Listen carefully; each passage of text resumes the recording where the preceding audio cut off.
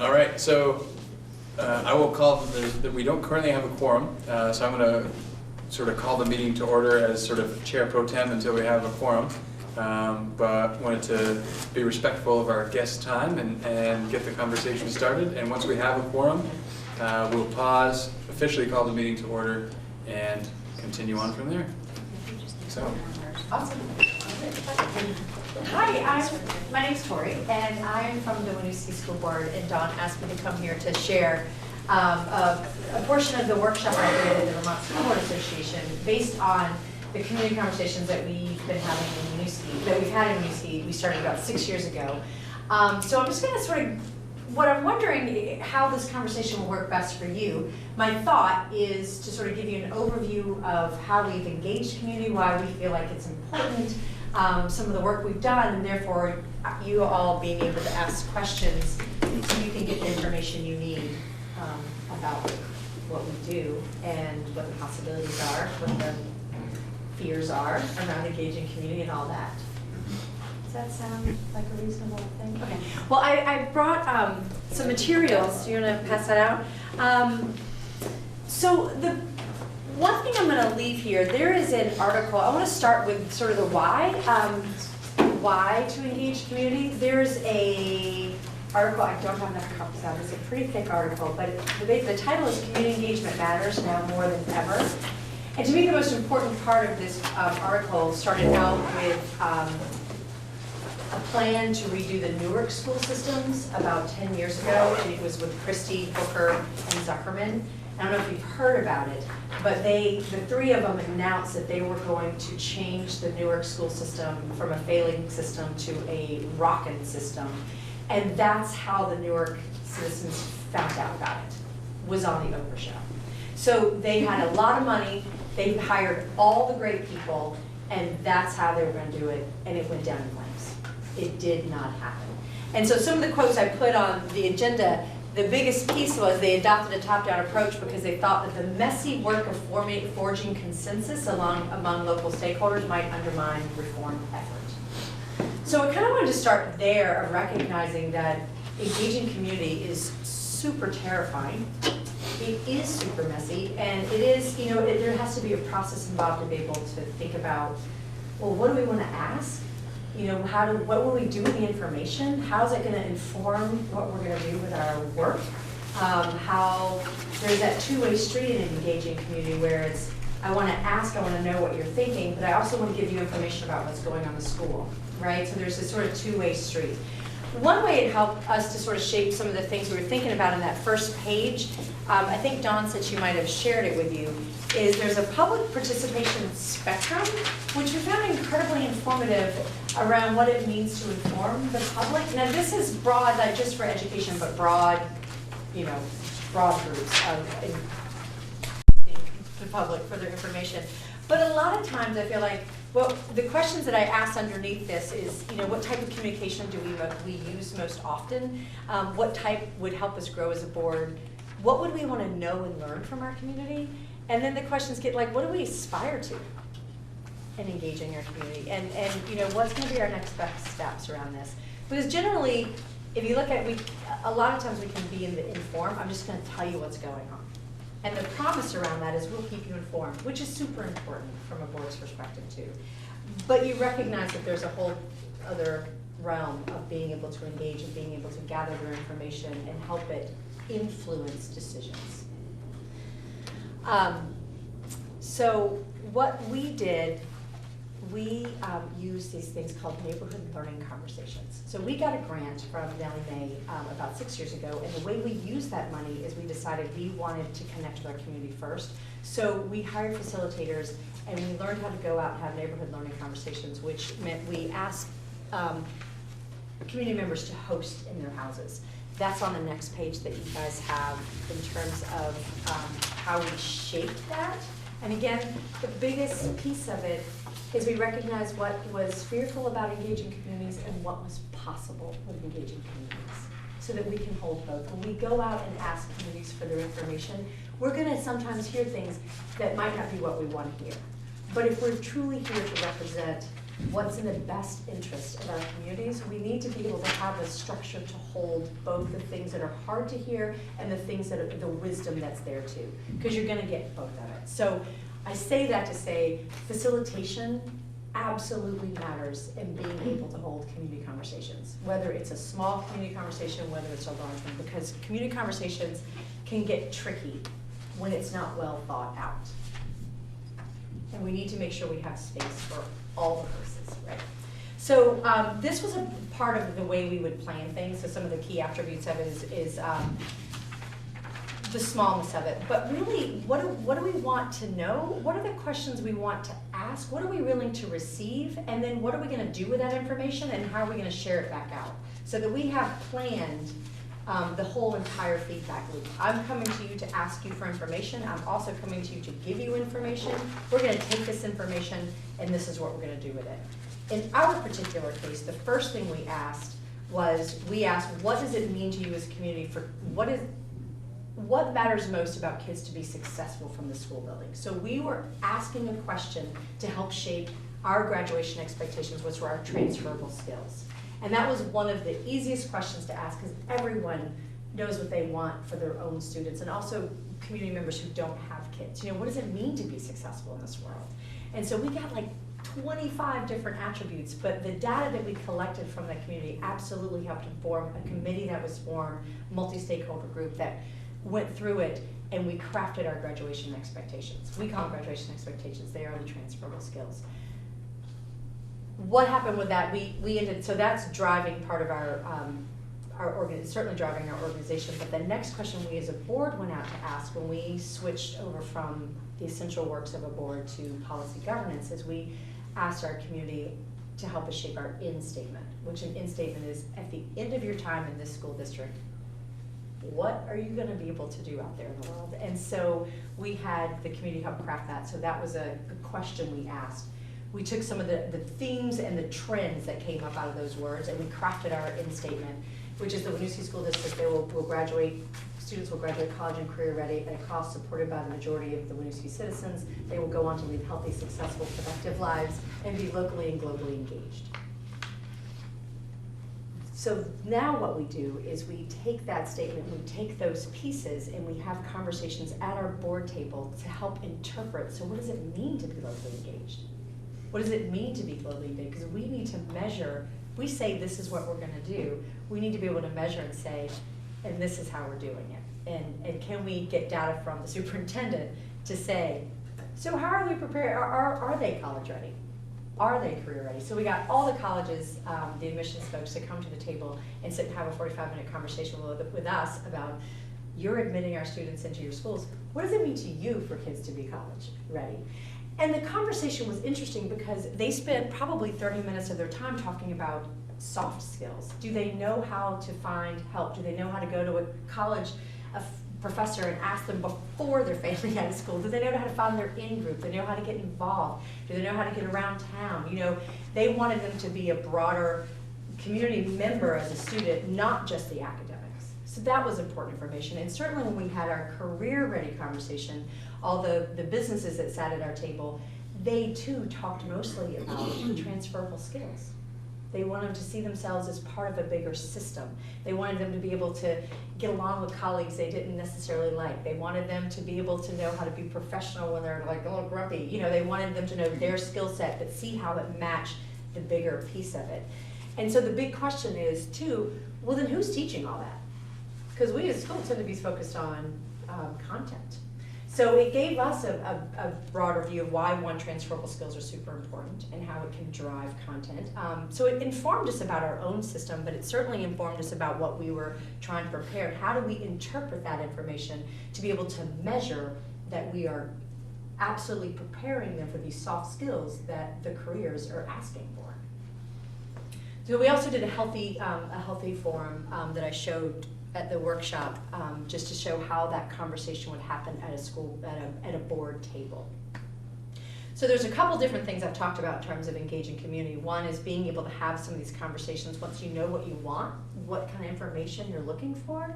Having it at the board, that's board work, is to link with the stakeholders, with the ownership of this town and this school, and taxpayers, to really ask them what's most essential. So that's kind of a big, broad overview. Obviously, you guys have a book now. We started a book group at our board, and so we've been reading through this together. We only do like 15 pages because we don't have a lot to read anyway before. So this has also helped deepen our ability to continue to remind ourselves how important it is to build a community too through our work as board members, because we are representing them. We're representing our community. They voted for us to represent their voices, so we actually do need to go out and hear their voices and hear them in a structured way that makes sense. Right, it's also about sense making. Again, what are the questions? What information can we receive that can influence things that are driving our organization? How are we going to gather that information? How are we going to make sure who's not in the room, so we can make sure that we're going out and specifically targeting groups who we really aren't hearing from, that we really want to hear from? And then what are we going to do with that information, and how are we going to report back out that we've heard? And we're looking for trends. And that helps some of the safety of asking for information, because you're looking for big trends. In this packet, one of the conversations we did was around imagine a school system. And so you'll see the trends that came up. We celebrated that with a big, huge community conversation. And we got 100 ideas, and here's the top 10 that emerged. Recognizing that we're looking for trends helps to be able to hear all voices, because we are looking for trends. We are looking for themes from our community. We can't do it all. So that just shows what we want to do with that information once it comes out. Also in here is really scripted facilitation notes. I'm going to wrap back around to how important it is to have an incredibly good facilitator for these conversations. We hired facilitators, and then we trained facilitators to do the small learning conversations, because that truly is one of the, as is important as the questions you're going to ask, and who's facilitating that meeting, and then how's that data being collected, how are we going to report back out to it. So that's kind of the big overview. Have you, I don't know how long the process has been going on kind of in this format in Winooski, but have you found that it sounds like you're getting the kind of feedback that's maybe coming back to your ends policies within policy governance? Have you seen any changes of your ends policies so far that you could say are like directly attributable to your community engagement work? Well, one, they helped us shape it. One thing, yeah, as we started doing more of the conversations, part of it was like they're going to go on to lead healthy, productive, and successful lives. And then there was a part of us that thought, well, if they're locally, globally engaged, college and career ready, and healthy, isn't that a successful life? You know, and then how do you measure success? So that's what's interesting about creating a mission statement or a vision statement, is actually pulling those, you know, tangible pieces out and then asking other people for feedback. Well, how do you interpret that? Because that's going to help us discern, are we going to leave successful in there, or are we not? Because it's a word, it's not a solid concrete statement that has to stay forever. It's dynamic. It's going to be changing over time. It's certainly going to change based on the more information we're asking from a broad community-based members of, well, what does that mean to you? And is that truly what we're saying? So certainly we can change, because that's the one question we have is productive and successful. How do we interpret that one, right? And who do we bring to the table to tell us what successful means? We haven't got to it. Well, that's our big question right now. Yeah. So something I feel like I always struggle with is when I think about my role as a parent, like what I want to talk about with the school is means. I don't really, I mean, like, yeah, the ends are important, but to me the ends, like, I want my kids to be successful because they learned French when they were in kindergarten, or, you know, like, so I feel like I always am struggling with thinking about how to structure community engagement that talks about the ends when people really want to talk about the means. And so I'm curious how you guys have dealt with that challenge. Yeah.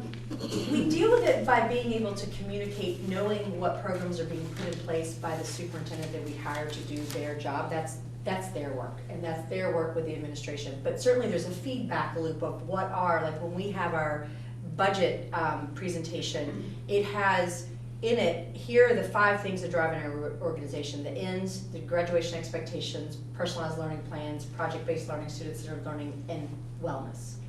And within those, we see also within our end statement, the goals and the programs, when we see them, the first one is college ready. Here are the programs that are supporting that. Career ready, here are the programs that are supporting that. So everything's tied back into, so we see what's happening based on that, because we also have to measure that it's happening, but we can certainly communicate. It's not our job to say whether that program's working or not, but what we wanna know is what's the information, what's the data we're gonna get from the school administrative, the experts that we've hired to do the work. How are we gonna see that we're doing good, right? So it's not our job to know whether French is happening or not, but are they locally engaged? Are they globally engaged? Are they college and career ready? It's a part of the fabric.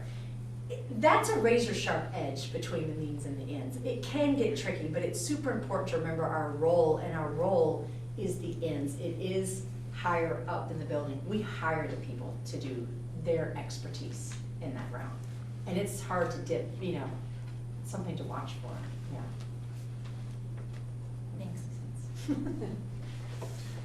Yeah. Do you find that, I mean, these conversations were a few years ago, so do you find that you guys have continued with the conversations with less facilitation, or has the community come and wanted more? Like, I'm just curious, Right. what is it like now? That's compared great. to the beginning. We just had our board meeting on, we're about to launch our next batch. So the last ones we did were in 2015 with the, I think the end statement, 2015. So we do feel more,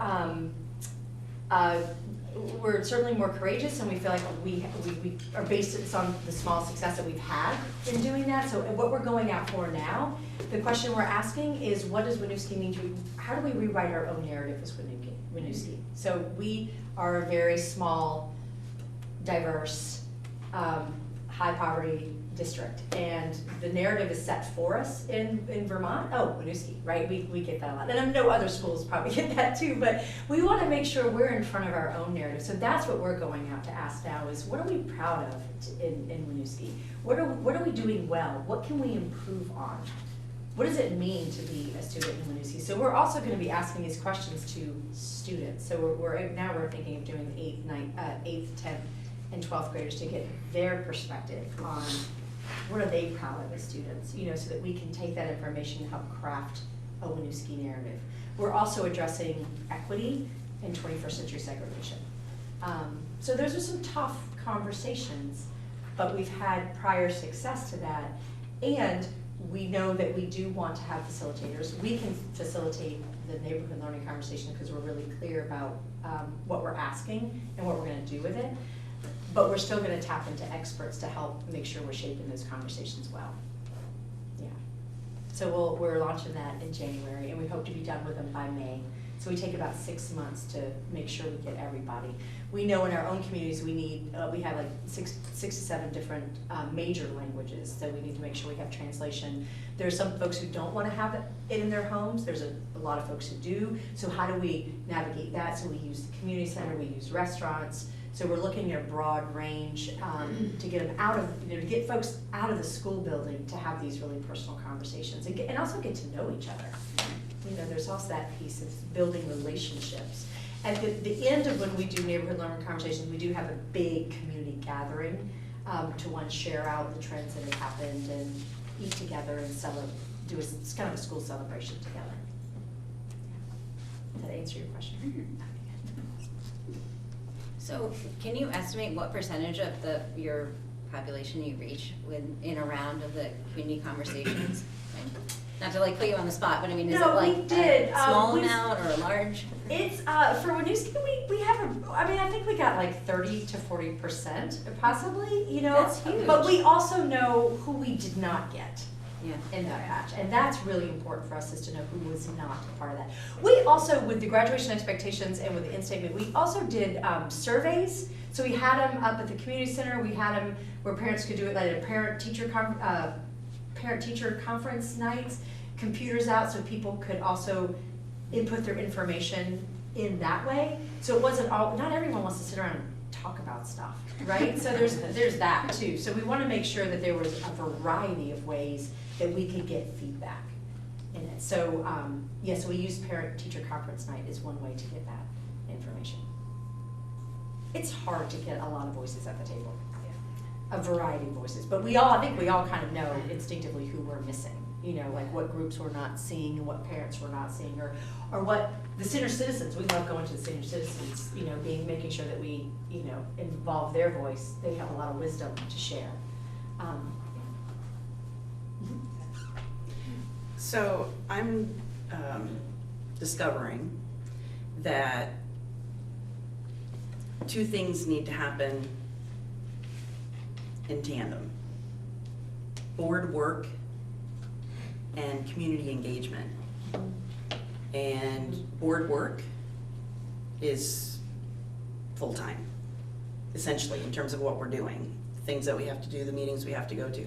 So how do we do the community engagement when you have some people who sit on 4 boards and 5 committees?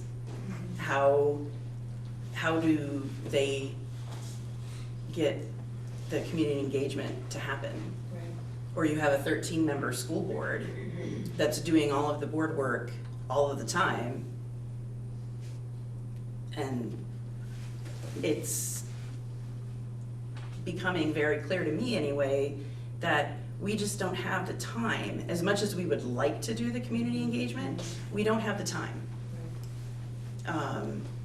And part of our monitoring process at the end of our board meetings, we have a question: did we link with the community? And we've gotten better, and it also depends on the topics that we're talking about, but a lot of times the answer is no, Right. because we're doing board work.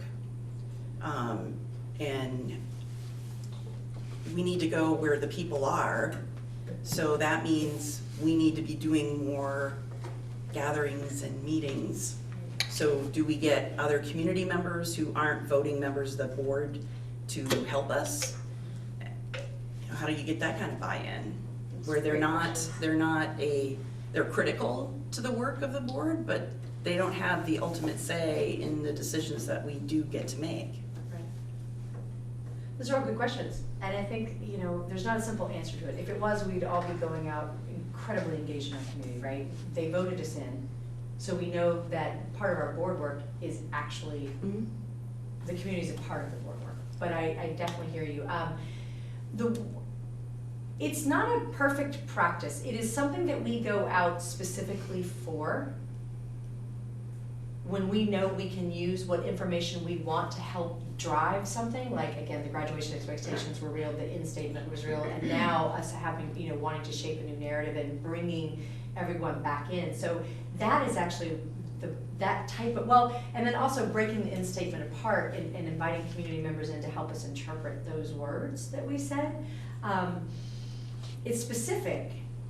Does it happen all the time? No, there's gaps in times that we do it. We also have on our progress monitoring on our agendas, who did something in the community this month, right? I don't have a perfect answer because it is integral in our work, and yet it does seem like it's another thing to do with everything else going on. What I found in hiring facilitators is that takes a lot of the pressure off the organization of the meeting, of the running of the meeting, of the materials that need to be at those meetings. You get experts in to help, and that's where we would spend our board money to be able to do that, because showing up to the meetings is one piece to it, but the organization and the pre-planning for it is a whole nother game. And I feel like it's such an important aspect of community is to build trust, and we build trust with our community when we are super prepared to really hear them, and then to do something about it and to get back to them on that.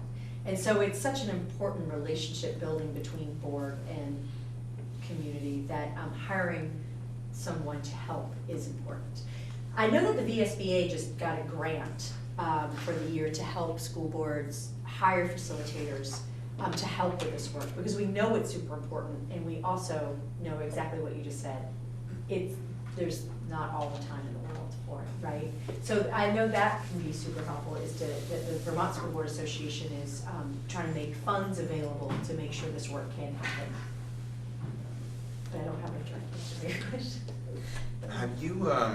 Have you noticed, following, and it sounded like you did sort of an intensive round of community engagement work around your ends in 2015? Yeah.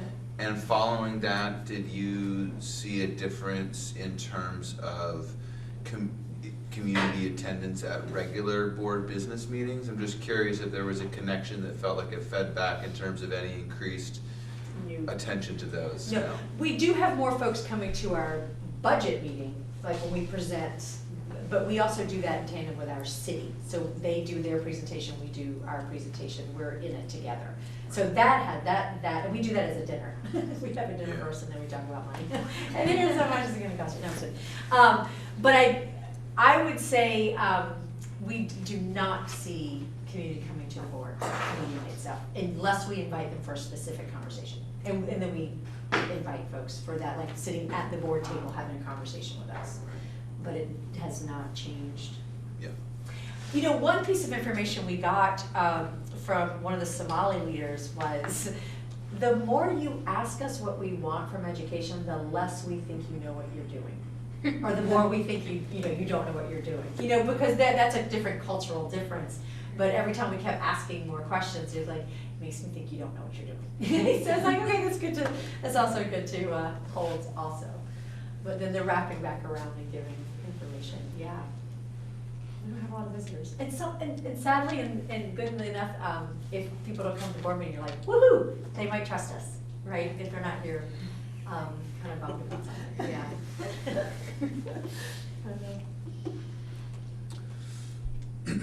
Did you hire a specific facilitator that worked for the company, or?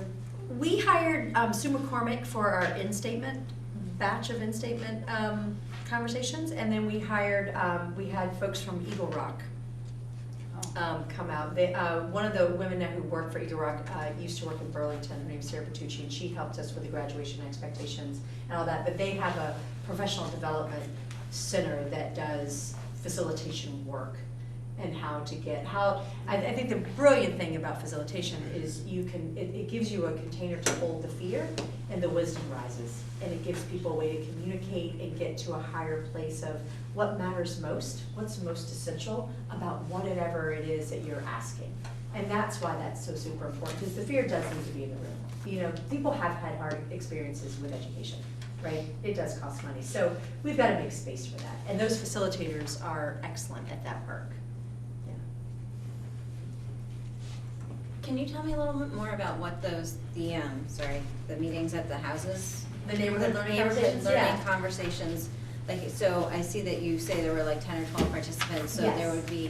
there would be a board member and 10 or 12 participants, and Yeah. it would be at like a neutral party's house, or, I mean, it would be someone, it wouldn't be the board member necessarily. Right. It was hosted, and then is the board member the facilitator at that? Not at those meetings, Okay. I think Alex and I are both the board members on our community, I think we are gonna facilitate those meetings. And we're still, we certainly will with the students, and at the PTO meetings, like getting the parents, let them know what this whole host is going on. But it depends on what question, what the comfort level is. I feel like it's probably not best practice to go out and facilitate them yourselves right off the bat, because it does need to be a neutral party so that you're trying to gather information. You also want to level the playing field. The one good thing about neighborhood learning conversations is to ask a question about something that makes everyone on the same level, and everyone's voice goes into the room immediately on something that brings us all together, not keeps us separate in our roles. And as a board member, we have a different role. And so it is good to have someone else facilitating that piece.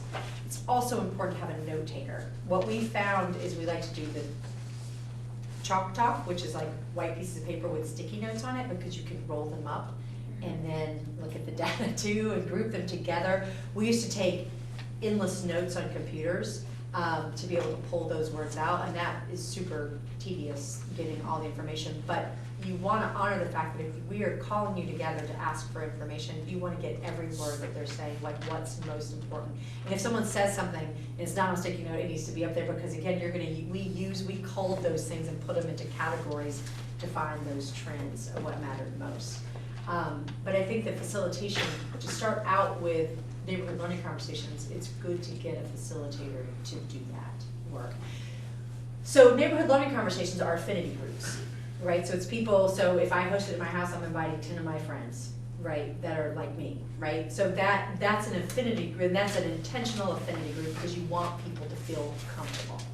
It's the big community groups where we're trying to mix people together.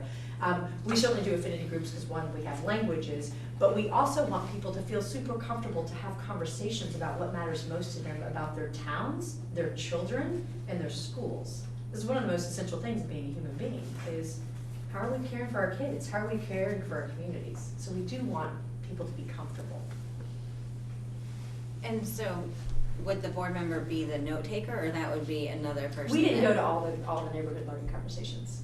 We had people facilitate it, so there was sort of a script, and then they gave us that information back. So we didn't go to all the neighborhood learning conversations. It might be a little bit different this time, but we did not in the first 2 rounds do that. We were obviously there at the big celebration ones too, and some of us hosted some of the conversations, but it was not required that one of us be there. How many did you have, do you think? Ooh, that's a good question. Period of time. I don't know, 30-ish, 30 members, 20? You know, different neighborhoods, yeah. Over 6 months. is Over what- 6 months, yeah. Well, this time we're doing longer 6 months. I think we did it a shorter span the last few times. The last 2 times, we did it in a shorter span of time, kind of got it in there. But we kind of want to take a longer time with this one. And again, make sure, like learning from like, ooh, let's make sure we have, especially with affinity groups, what groups are not together, you know, what groups are we missing, yeah. So, when you did attend, I'm not gonna leave it alone, sorry, when you Yeah. did attend the neighborhood learning conversations, were you just a listener? I was just a community member, because we're also community members, or a parent, you know, of both. So I sit in as a parent and community member. So you were a participant I then was a in the participant. conversation? Yeah, Okay. yeah. So who's hosting that event? Is that a board hosted event technically, because you hired the facilitator? Or is it, I mean, how would you I look never at thought about that? it that way. It's hosted by a person who's willing to have people come into their house. And there's snacks and, you know, you introduce it like what the point, you know, you introduce the intention. I wish I had a neighborhood learning conversation facilitation tool. I could send you guys one. But it's about an hour-long thing around, we're looking for information about, at this point, it's about crafting so prior, it was about what is it, what do you think makes kids most successful in life? What's important to learn in school? It would get down to content sometimes, and we would go, but what are the traits? What are the traits we want? There's a script, like a shape of a gingerbread person. It's like head, hands, heart, feet. What do you want them to think? What do you want them to feel? What do you want them to do? Where do you want them to go? And that keeps the conversation at a higher level versus I want them to do personal finance, and I want them to have French too, and I want them like, whoop, whoop. So that keeps the conversation. So that's why the questions are super important.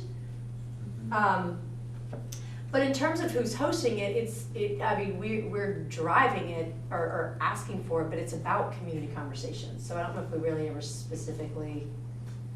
But in a sense, the school board is hiring the facilitators Yeah. and are providing the script, so to speak. Yeah.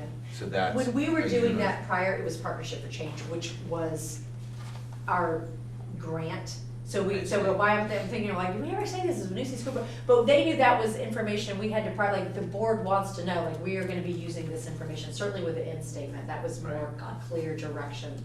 Because the graduation expectations was our first That makes sense, round. you kind of partnered with We another partnered, organization yeah, to kind of. which was us. roll it out. Yeah, exactly, yeah. So Partnerships for Change was. Was Winooski Burlington together through that grant that we were I awarded. see. Yeah, Okay. but we hired them. So it to wasn't run like a it. standalone 501c3 or something? No, It was two. yeah. municipal But like when we go organizations. back out, we will it'll be us going to the community, saying, let's have these conversations together. Yeah. Who coordinated these 30 or so Conversations. neighborhood learning conversations? Who coordinated that? Was the that? hired facilitators, they Okay. coordinated it. This time we're doing it. And it'll be interesting to see how it goes with us doing it. And I think that it helped having someone guide us. It was most essential. Mhm. So that we didn't drop the ball along the way, because it is a lot of information to gather, it is a lot of work. And it's super important. You know, I can't say, it'd be interesting to poll our community now to say, do you, you know, here's the end statement, do you feel like you helped write that? You know, and because people are moving, you know, on, and that's why it's important also to keep it going, because we're also moving and changing also, and students are moving on and changing, and families, and so we're trying to set something that becomes a part of what we do every couple years, is bringing in something intensive like neighborhood learning conversations. I think the informing, and what was the other, the informing and the consulting on little things along the way makes sense too along the way, but making sure it's a part of our governing practice. But going out for neighborhood learning conversations is a pretty intensive batch of information gathering. That's why I asked, because there's no way we could do that. I mean, somebody would not be doing well at the end of coordinating all of those Right, things. no, that's why you hire someone, and again, hopefully, you know, definitely tap into Vermont School Board Association to see how, you know, what that grant looks like. Yeah, because I know Sue McCormick is going out doing some big work with communities. How, do you think that you gained financial support and buy-in from your community through the process? Like that the vibe hasn't been all negative about the schools, or that it's increased morale? I just get curious about Yeah. if the conversation you think is worth it that way. We feel really supported, and I think it's interesting too, because again, it's that, you know, it's Winooski, and you know, we have a really complex, complicated population that is, we're all in this, and I feel like our budgets have passed for the last 10 years straight, and we keep, you know, especially the budget season, we also use budget season when we're presenting our budget. Once we get to it, we use that as a conversation too. I mean, we've made decisions, right? But to inform them based on how's this gonna impact you, we know this is gonna impact you. We also try to take the information from the state and try to make it understandable in terms of what we're up against, because these last two budgeting seasons have been kind of kooky, right? But we want them to know that we hold their needs in direct balance with what the school needs too. Like, you know, they're intertwined, and they're both incredibly valuable, you know, and so we want them to know that we hold how our decisions are gonna impact them, you know, greatly. We hold that, yeah. I owned a house in Winooski back in the early 90s, and that's a great turnaround, because the budgets would get shot down every year. It was just endless. Yeah, yeah, it has been, thank you for that, yeah. So you mentioned the PTOs, and I apologize that I don't know how many actual schools you have in Winooski, if you have two. It's one big one. One So big we're school. pre-K to 12, yeah. But So we you have said one PTO. You have one PTO, so how, can you tell me a little bit about how you engage the PTO as part of your community engagement? Well, we'll go to we're gonna see if we can get invited to their meeting to say, you can hear the next batch of conversations we're about to go out for, and hear the questions we're gonna ask, and also ask those questions for them, because they're great to help us find people who would host, and to involve them in helping us get all that set up in terms of people who are willing to host in their houses. What about groups we might be missing? Would that be better at Papa Frank's? You know, would that be better? How can we organize that? So we're definitely going to tap into the expertise and wisdom of our parent groups to help with that, for sure. And is there any other way that you engage with your PTO for your kind of, I don't know, for better lack of a better word, your regular board work? Parent groups? Yeah. You know, some of us go to meetings, but I wouldn't say that there's a regular routine in place for that, yeah. Okay, yeah, it's interesting, and I won't get too far into it, but so our articles, because we just passed our Act 46 unification a little while ago. Congratulations. Thank you, it's exciting still, but our articles contemplated local councils, I forget, local advisory councils, and so we haven't spent a lot of time as a new unified board talking about that. But there, I think kind of theoretically, there's some blurriness, at least in my mind, about sort of what a PTO is and what this hypothetical local council is and what the board is. So I was just curious how, you know, anything you might be doing, we might be able to learn from that. Right, So, right. I thank mean, you. certainly very distinctive groups, right? But I think we could do better of making sure we're informed, you know, and that there's a collaboration. You know, it feels like we collaborate, but they do a lot of stuff for our school, which is amazing. They have great power, you know, they do things, you know, that in the best interest of our school. So it's important to be on, you know, honoring that and understanding what they're doing and how we can support, how they can support, how we support all of us together supporting our students. Yeah.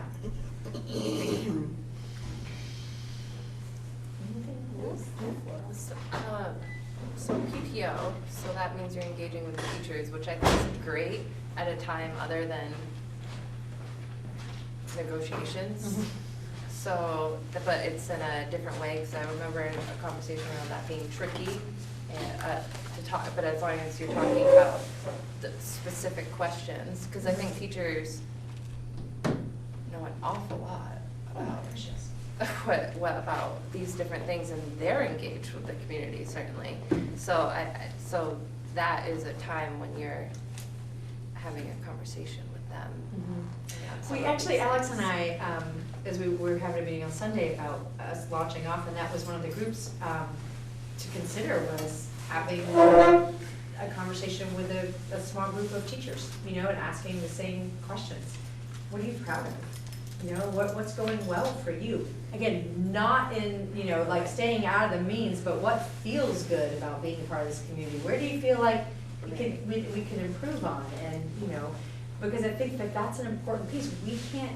We wouldn't have schools without teachers at all, right? It is super, it's students and teachers, right? I mean, that's what's driving this organization.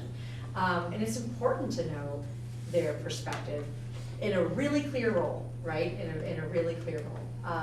But if we're going out trying to shape our narrative, I mean, there's certainly a part of the narrative, absolutely. Yeah. And then separate from that, so right now, I think what we were most recently talking about was community engagement around the budget. So I think that's what we were trying to figure out, was when to present what we know about it, and how to do that, and how to get the community involved in it so that we make a budget they like. And that, I mean, I think that's what we're specifically working on trying to engage with right now. So what have you done? Do y'all have like 4 volunteers from the community to sit on your budget meetings through the process? So our job is to find one person from the community to come sit. And how many budget meetings do we have? It starts tomorrow. One, you know, like there's 5 through the month of December. So we have 4 community members sit at the table with us and they ask questions. But you have 5 budget meetings in December? Every Wednesday. Well, there's one that's potentially, if we get it done, we have to be there. So it's this is tomorrow, and then straight through. I think we take a break over Christmas break, and then we'll meet again at the beginning of January. Yeah. Budget. So they can sit at the table. They sit at the table and they ask questions. They listen to the presentations. They are absolutely. And it does help. It helps to hear their perspective, and it also gives us a different lens, you know, a different view into it. You know, what's it sounding like? And sometimes, you know, generally we have like 2 folks who've been in Winooski, you know, for generations, and you know, some new parents coming in. You know, so it's also, that's actually how I got on the board. Was I started, that was what I did. You know, so it's like 6 years ago. Yeah, bring your buddy. Everybody bring friends. We're all gonna do this together. Yeah. How many people are on your board? We have 5. Okay. Yeah, so we use 4 spaces for community members. Yeah. So do you just you just write that on the agenda, that they're just, though that's not, you can just do that? We just do that, I think, Just do that. I don't think we write anything different, other than we just invite them. Awesome. Yeah. Yeah. Because I was thinking, if we did at the real board meeting, yeah, they're still sitting there at the regular board meeting, when we're talking about the budget, you know, in that board meeting, and then they sit on to the side. How many students do you have Two. in your district? Oh, only two, just two. And 5 board members. We just have 2 students on our school board. Oh, okay. We have, not 900, because we're, so it's like 855, almost 870 in the whole district. We're right under that threshold of 900, yeah. And so the 2 students that sit on your board, that's all the time? Or during budget, or? No, all the time. They're regular, yeah, no, not regular members, they're student representatives, right? But they have a piece. They also engage, but our goal is to have them engage in the conversations, you know, really hearing from their perspective. They have, one of our student representatives, last year created a whole process for how the students are nominated and how the students nominate their representatives. So it's not about popularity contests, so they have this whole thing of essays, and you don't have names on them, and anyway. So so the students did that. They created their own process for how they're gonna elect the members to represent them. And bless their hearts, they sit through the whole board meeting. But we want them to talk through it, yeah. And they give us a report, like a student report. How do you decide, or the 4 community members that sit with you during the budget discussions, how did you come up with 4 people? I'm not sure, it was there before I started on the board, Okay. right? So because I was one of 4. It works, it's a nice number. I don't know. Yeah. Did somebody invite you? Huh? It was put out, we have a district newsletter, because we don't have a newspaper in Winooski, so it's a district newsletter, and it always asks for volunteers. You know, could someone volunteer, and then you call the superintendent's office and say, I'd like to volunteer, like, sweet! Yeah. Yeah, it's nice to have those voices. I think it also changes our conversations at the table too, you know, quite frankly. Because anyone can come and, you know, be a community member and sit, but when they're sitting at the table with you and really taking in the information as we're taking in the information, they're getting it at the same, you know, they're taking it in and asking questions and, well, what if, you know, that kind of stuff, that's important. So I just want to be mindful of your time, we have like 5 more minutes. I don't know if anyone has a pressing question they were hanging on to the last minute. Now's your chance.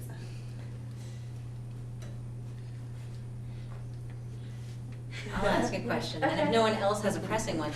So you mentioned a newsletter, is that a school board newsletter, or a It's school? a school district newsletter, and actually we just, the city joined it probably a couple of years ago. So we really have our governing bodies work together, so we have a city school board meeting together twice a year actually, and do it together, so, I mean, we're a small city. But it comes from the district, it's in our budget, it's the district news, yeah. And we And all it's- do, and a board member has an article in there once a month, they're like, oh, it's in my terms. So it's mailed out then? It's mailed out to everybody in the community, yeah. Kayla, that sounds like the Starksboro system. The scoop. A little bit like the scoop. Yeah, that's nice. Yeah, and because we can highlight all the things in the school, and the city has a couple pages, and it's just a little fold over thing. It's great, that really helps. And that was actually something on the cutting block when I was on there, before my kid she was a kindergartner, she wasn't a kindergartner yet. And I was like, that's how I know what's going on in the school, is someone of my kid's not in there yet. Like, no, let's not let that go, you know, so that was a community voice thing, and we did a survey, and people do read it, you know.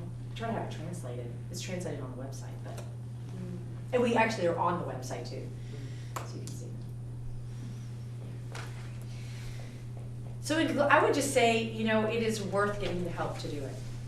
And then being really super clear as a board, you know, where can you involve student voice in what you're doing, where the direction that's driving this organization, you know, where does it fit to have their voice in, so they can really feel a part of this organization. Yeah. Thank you so much. Good, thanks so much. Thank for you, coming down. thanks for your time. Really appreciate Yeah, it. yeah. I'll leave these articles right there for, because you don't have enough to read, as a board member, right?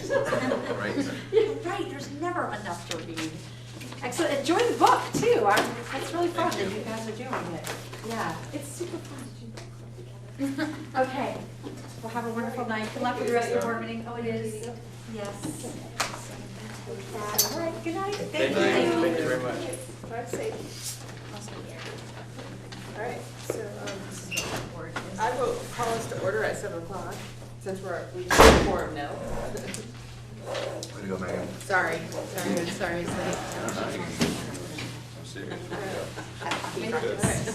Okay, is there any Get out of public it. comment?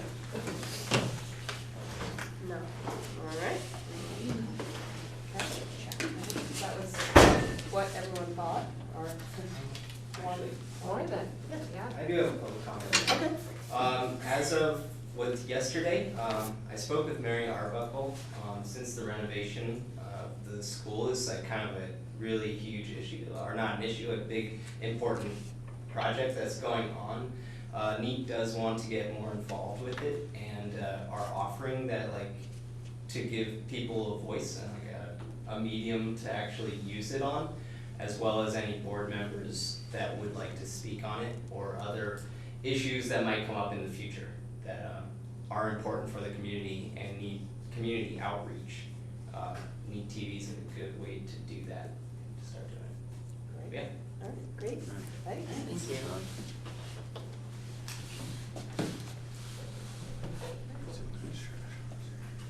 All right. Anyway, I hope that was helpful. Certainly gets Yes. the wheels turning Yes. and gives you Yeah. something to think about. There's other ways to do it. Food for thought. It is.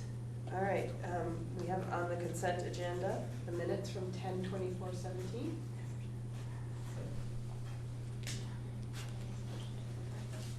So moved. I move to approve them. All right, Taylor, and Allison, was there a second? Yes. Sorry. All right, all those in favor of approving the consent agenda, please say aye. Aye. Any opposed? All right, any abstentions? All right. We are now down to executive limitations monitoring, to accept the monitoring reports. And they were all produced in one document, but they're separated on our agenda. So we can go through them singly. Remember, this is an exercise for us because we have no authority, so it's just an exercise for us. Practice. It is practice.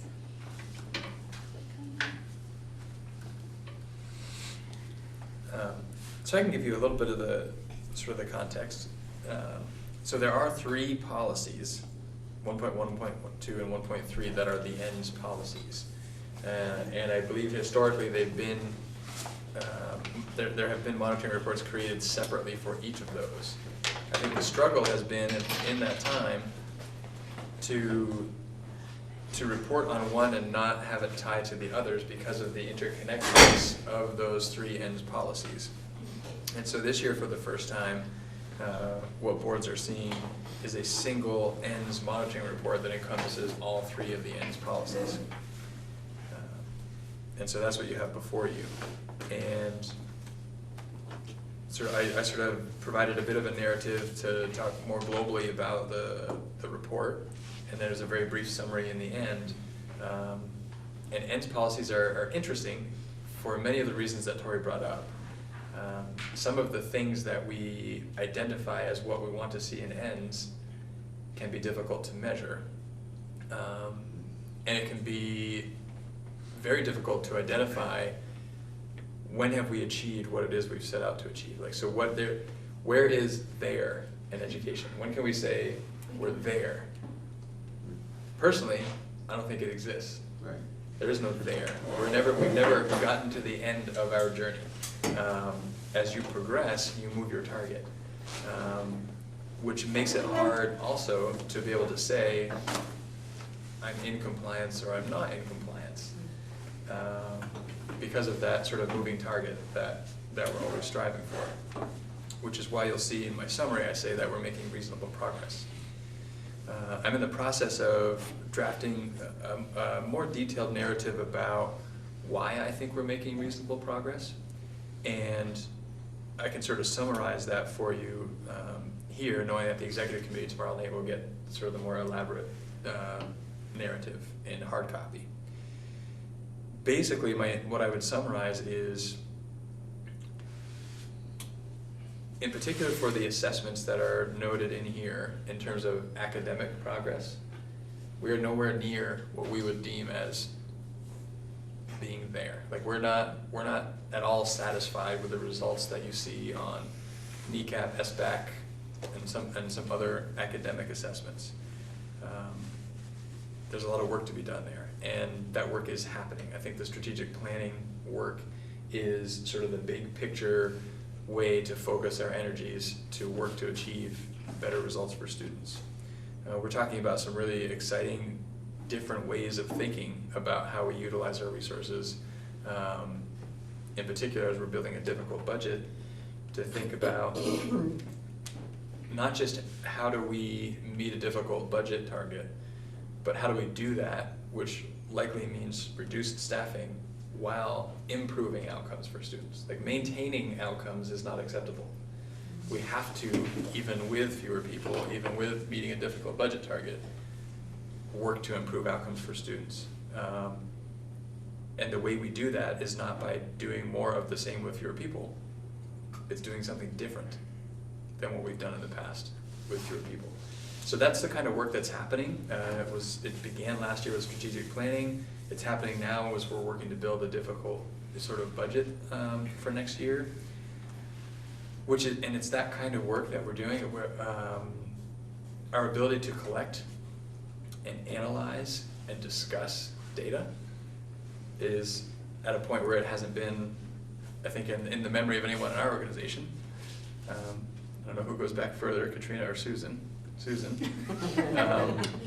But in conversations we're having, we're in a better position now than we've been in 10 years, 11 years. So we aren't there, we will never be there, but I think it's important for the board to know where I'm coming from is where we are right now isn't satisfactory. We have to do better. And I believe we're setting the foundation for that in the work that's happening, which is why I think I can say we're making reasonable progress.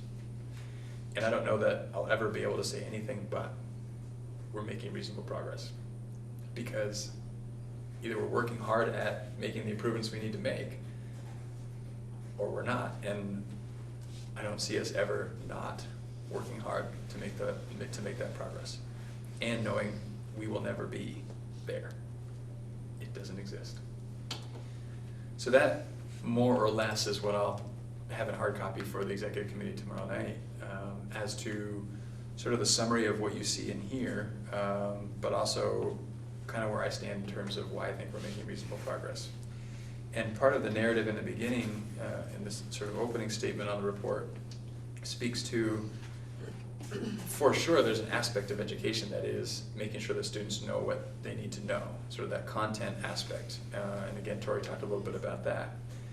But again, as Tori talked about, there's so much more to it than just the content knowledge. It's those soft skills, those transferable skills that are so important that she's saying she's hearing from colleges and businesses saying those are critical. And those are spoken to in the transferable skills. That's an area I think that's more of a relative strength for us. You know, the scores on the academic assessments are not something we're very satisfied with, but some of the other work that's happening for those transferable skills are some of the areas where we have more successes, and those are articulated in here as well. So there's a little bit of the context of the ends report, kind of my thinking on it, but I'm happy to answer any other questions. And Katrina's here, and she certainly took the lead on creating this, and I think it's a great document, and one that we'll continue to build on over the years as we produce a single ends monitoring report.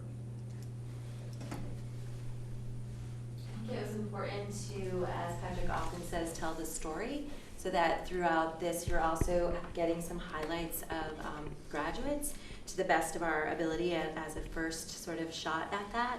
And you're also seeing some data sets that we've never presented to you before. So I look at some of this as foundational data by which to then build.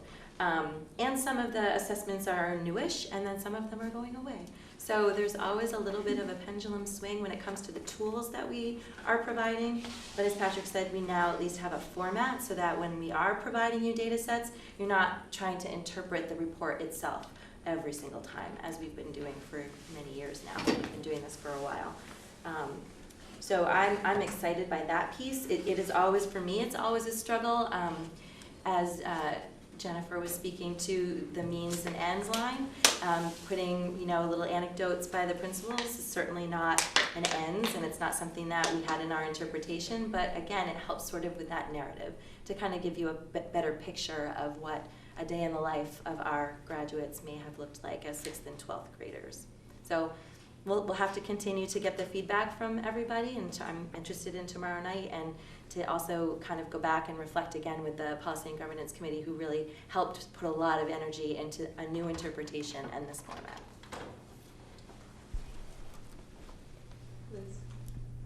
I thought it was interesting, the idea that she shared about not necessarily the specific classes, but to some extent saying that this area, this ends is covered by these sorts of,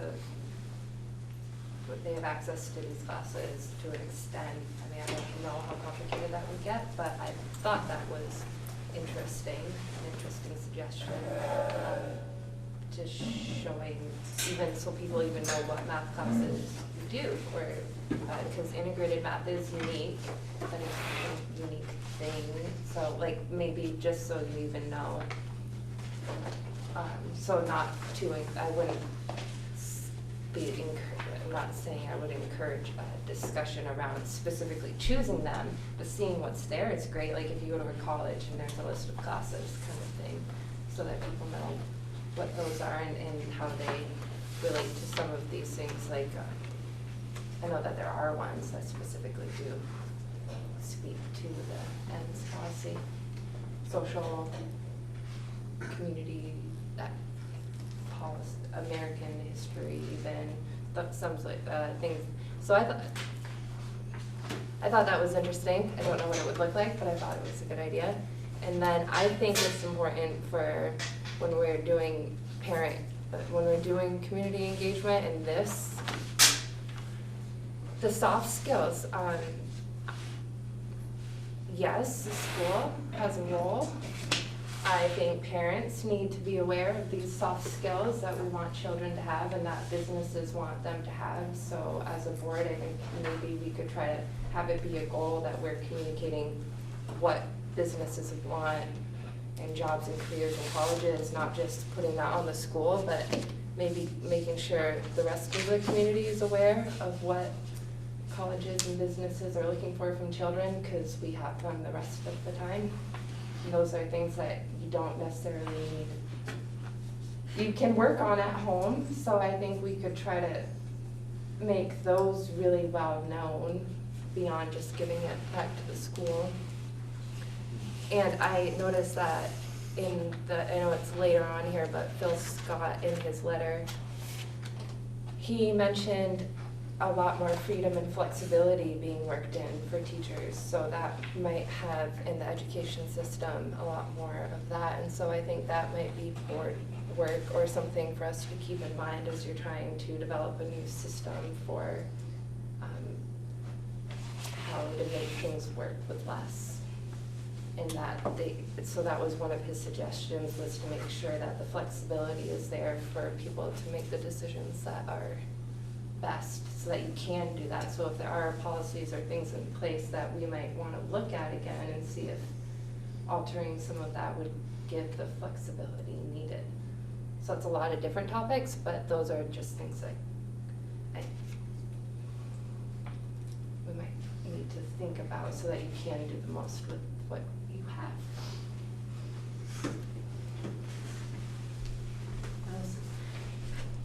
So Patrick, when you are talking in your opening letter about making reasonable progress, and then you have questions, are we providing in education to the students of ANESU at a cost that the taxpayers in our 5 towns support. That's not really the question I wanted, more the academic ones. Sorry.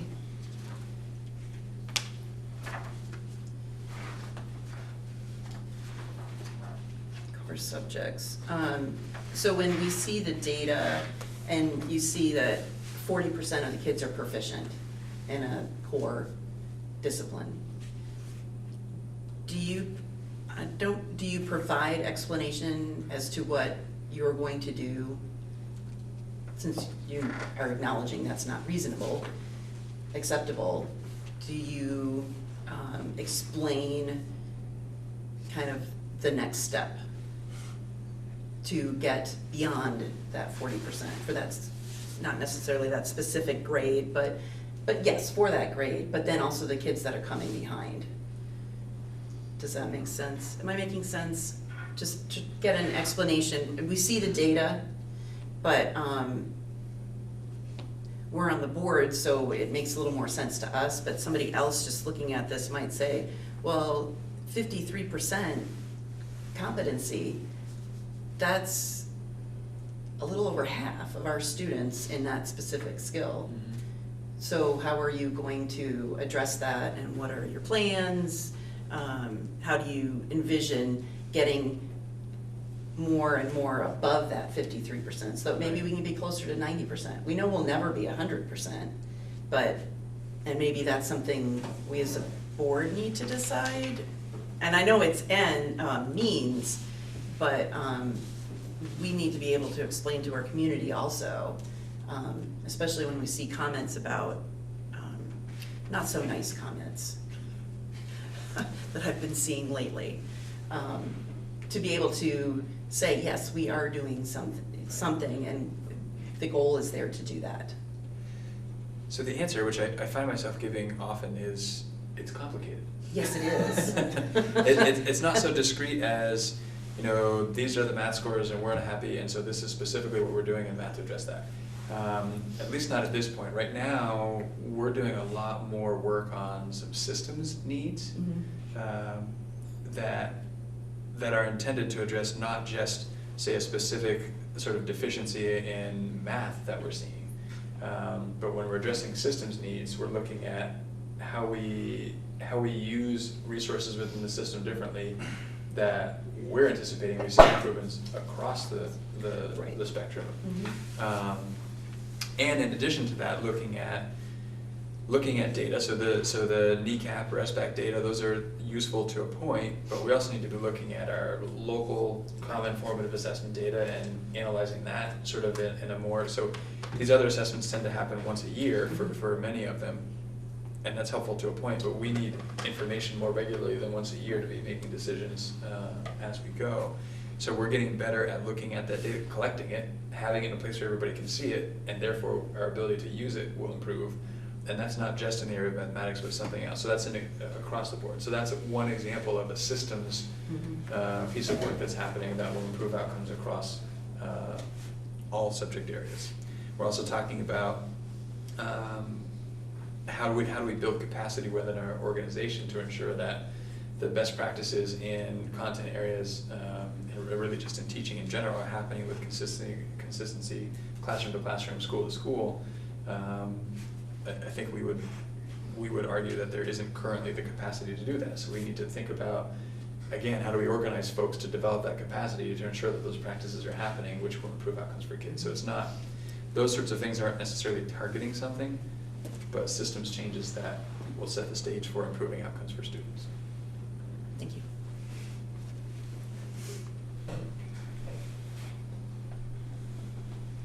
Anyone else?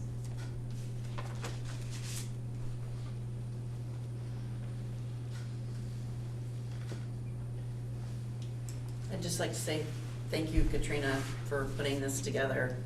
This is amazing and a lot of work. And a lot of help. So thank you to you and all of those that helped you. If there's nothing else, then our task is to accept the monitoring report. We're on You can start with 1.1, you can start with 1.1, 1.2, 1.3, however you choose to make the motion. I'll make a motion that we accept the monitoring reports. 1.1 core subjects, 1.2 life and career skills, and 1.3 learning and innovation skills. Can we do them as a lump? I think, yeah, those three, because we Okay. received them. Is there a second? I second it. Any more discussion? All those in favor of accepting the monitoring report for 1.1, 1.2, and 1.3, please say aye. Aye. Any opposed?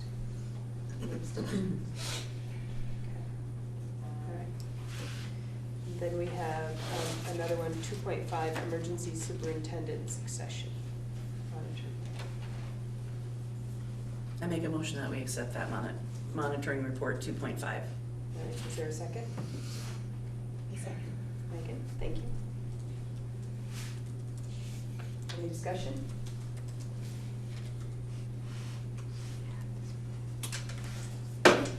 I'm sorry, maybe you guys explained this when I was out of the room, but I'm just, like, we looked at all these last month, but I guess we didn't look at them at this board, we only looked at them at the local boards, is that why we're doing them now? Yes. Like, I kind of feel like we did this Yeah, already. well, we so- looked, we would present them at the local board, or at the executive committee meeting, it was presented.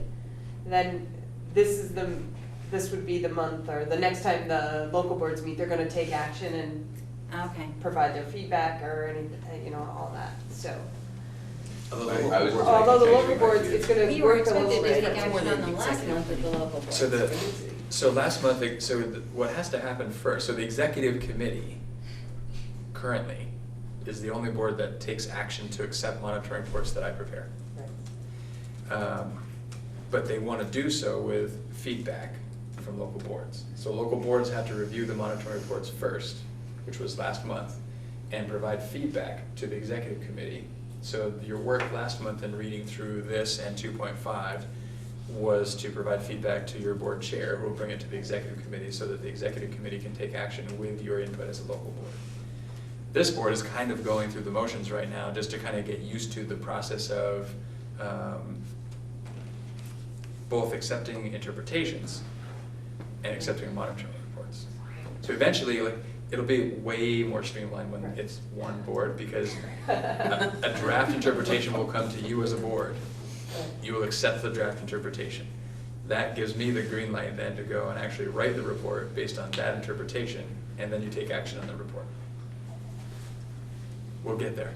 Yes, but right now, we have to do this sort of flippy floppy, oh, we're not really doing something, but we are doing something kind of thing. Yep. So. Yeah, the Policy and Governance Committee thought it would be useful for this board to have, for its policy work to mirror the executive committee's policy work, because that kind of gets the routine built a little bit ahead of the July 1 date when this is the official board that's doing that work. And they're also seeing, we're seeing the work here, so you're kind of becoming aware of it as in this new system, so. I guess I can see some benefits of that, and I certainly don't want to doubt any recommendations from the Policy and Governance Committee. It's just hard when you hear board members talk about not having enough time to do things that are really important for us to do, and then spending, talking about these things at 3 different meetings, so I guess maybe there's a balancing act. The woes of a supervisory union turning into a supervisory district. And in the meantime, we have to talk about stuff more. until we have to Exactly, talk about right it less. now. So that's, right now, it's just, practice, we just practice. So if you have an opinion and you're not on one of the local boards and you want to send it to that board chair, I would definitely do that, but, right now, we have nobody's input but our own right here now.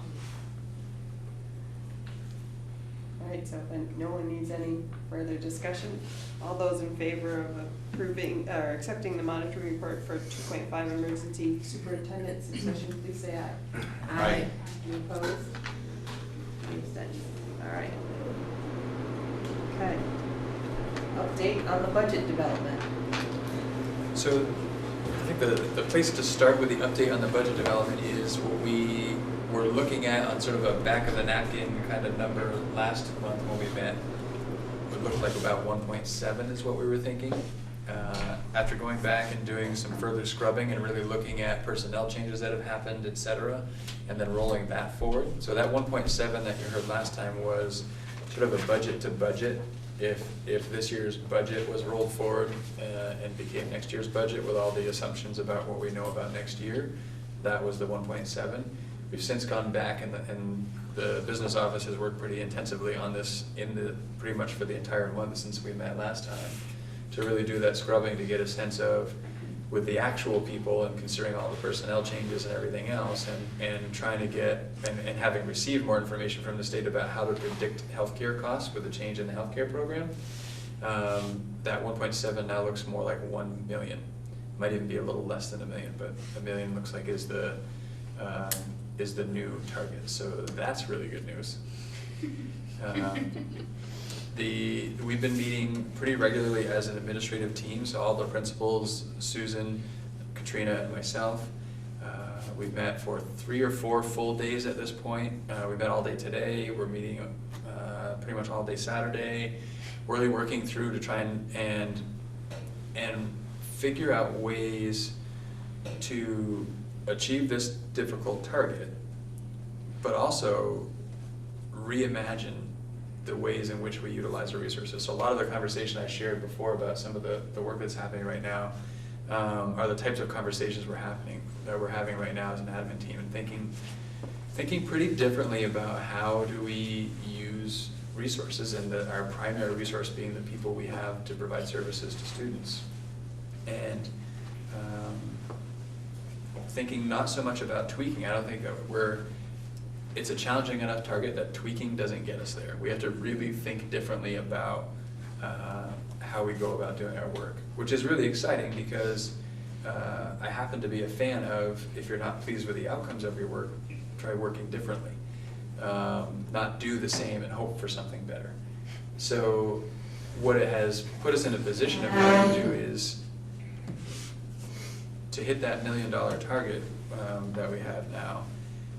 We recognize that that's going to mean fewer people, and we're working through, well, how many fewer people can we do this with, and what kinds of positions do we need to change, and how do we build capacity in the organization to ensure that those practices that are proven effective are happening everywhere. So really thinking about some pretty broad ideas about education and philosophy, and shifting what our approach might be, which is, although it's a great challenge to figure out how to do this, and it has implications, it's also interesting to think about doing things differently and what that might produce. So I don't have a lot of concrete to offer because we're mid-process right now. We have, I think, 3 or 4 more full day sessions scheduled to continue to work through this.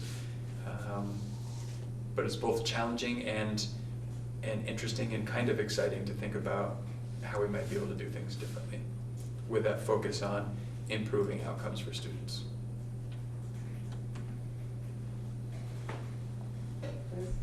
Who else is kind of, that's such a big thing. And so are there other states you're looking at how they do it? Are you getting your teachers in and saying, what works, or just, is there people that you're consulting to get ideas from different solutions, or for different solutions? So right now we've been looking primarily at, so for example, the PICUS report, the district management group has been commissioned by the Agency of Education to do a report. We're looking at that. We're looking at quality standards. Susan pulled up a couple of articles from 1988, another one in 95. Like we're parallel block scheduling at the elementary school. So we're really drawing on any resources that are available out there. We are looking at what other states are doing, what some of their staffing ratios are. So part of this is not only imagining how we can do things differently to improve outcomes for students with fewer people, but also needing, as we're forming also a single district for the first time, looking at equity across our schools. And so that leads into conversations about staffing ratios and what is equitable, how do we define equity. Some really sort of high level, really important conversations to have that take some time to flesh out, but are critical in making the decisions moving forward. So I feel like it's been really fruitful. It's been many, many hours, and we're still getting along really well, and that's nice. And we've worked through some really difficult stuff and come out in the end in a really good place still as a team, and even strengthening more so as a team. And it's a tremendous shift for building principals as well, to think now it's no longer thinking about my school. It's now individual building principals have to have the perspective of all schools. And for the first time ever, they're seeing information about staffing and everything else next to one another, and they're seeing the variations in supports and structures and opportunities for students, and the inequities are exposed. And so we're sort of wrestling through all of that as well. I feel good about the process so far. I feel really positive about where we're going to end up in terms of outcomes for students.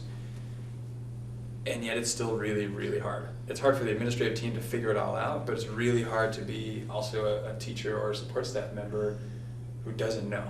Like being in the dark and not really knowing what's going to happen, and wondering about your employment and all those things are real. And unfortunately at this point in time, there's not a lot we can do to alleviate that anxiety that folks have. Other than so I've had a couple of conversations with some support staff groups that have requested, some time to just talk things through. I feel like those conversations have gone well. And I think they can appreciate that we're not in a place yet where we have all the answers to the questions. We're working on it. But it's pretty complex, and there are a number of things kind of coming together at the same time. That's both exciting, but adds to the challenge.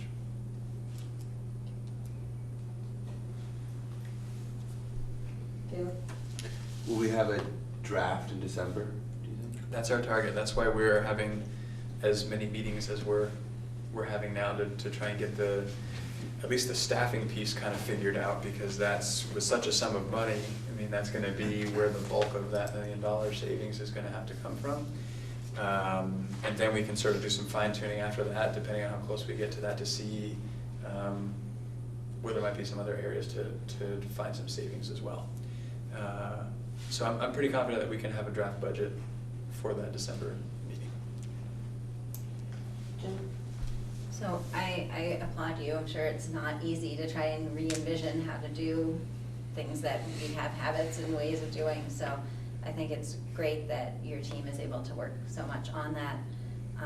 That said, I personally have a very high level of frustration with our lawmakers right now, because I feel like every year they come back with some brand new, brilliant idea of how we're gonna make schools better, or cheaper, really, is I think what they want.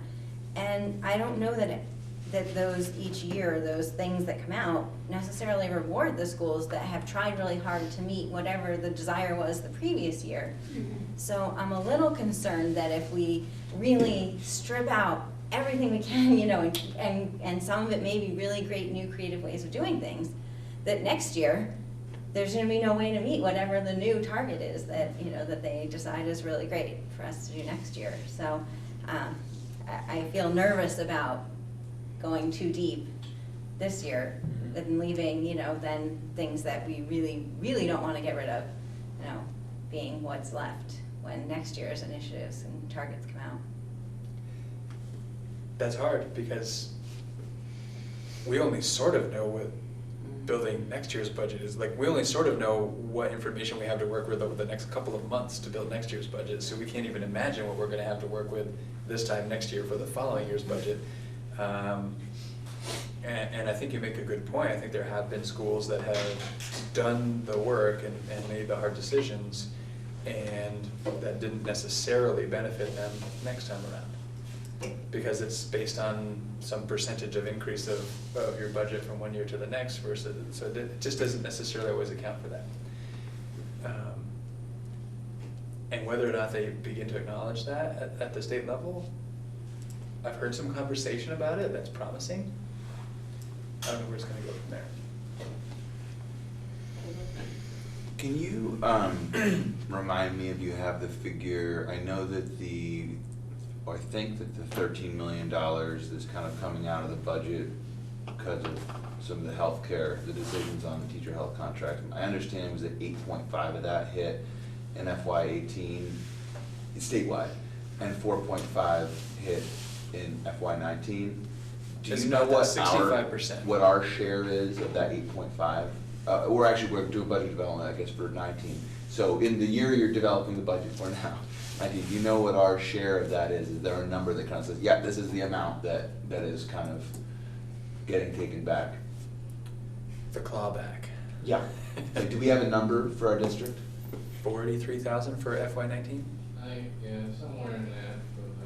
And so it was around 'Cause it's 67, 63,000 and 18, something like that? This year. Yep. Or 80? Yeah, around 65, yeah, for FY18. Okay. Year we're in. I was just curious. Actually, 49,783. For FY19 for next year, 49,000. Okay, thank you. And it was about 65-ish this, a little more than that this year. Okay. Anybody need any other information? Sounds like we're gonna see something next month. Can I interject a question? Sure. So it looks like you're having this community forum prior to the board meeting where we would get handed the first draft. So the budget development timeline that's in here now is a draft, and so the next topic for action is to develop a community engagement plan for the budget. So that may change based on this conversation that I think is going to be coming soon in this meeting. That seems a little bit like we don't get to see it until everybody else sees it. Which you may not have any choice because of the timeline. There is a philosophical aspect to that, though. So Sure. last year, Maybe we want to hear everything they have to say about it before we make up our own mind. right? This simply sort of models what we did last year. Okay. And the thinking at the time last year was to really sort of hear the community's sort of thoughts on the budget and take that into account as the board has to make the decisions it has to make. For the board to be seeing it for the first time and hearing the feedback at the same time as everyone else might be beneficial, rather than the board seeing it well in advance and beginning to formulate its own ideas prior to getting input from the community. So there's probably pros and cons to either approach, and I think that's part of what the board needs to talk about after is what's the approach that works for this board with this new budget. And in many ways, things are different this time than they've been in the past. So.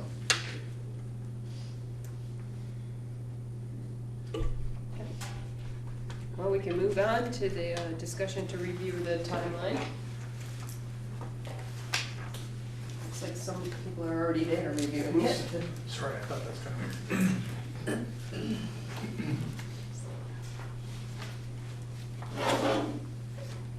Central office.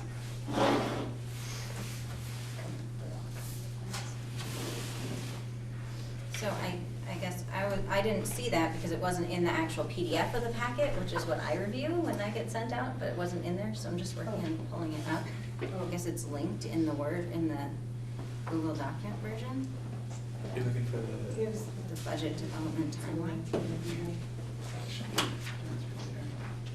Well, it wasn't in. It wasn't even on the I had a hard time. I mean, it was like an email. It's okay.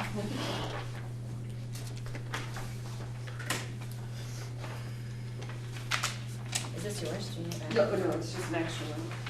And I was able to print it out from the Sure. link.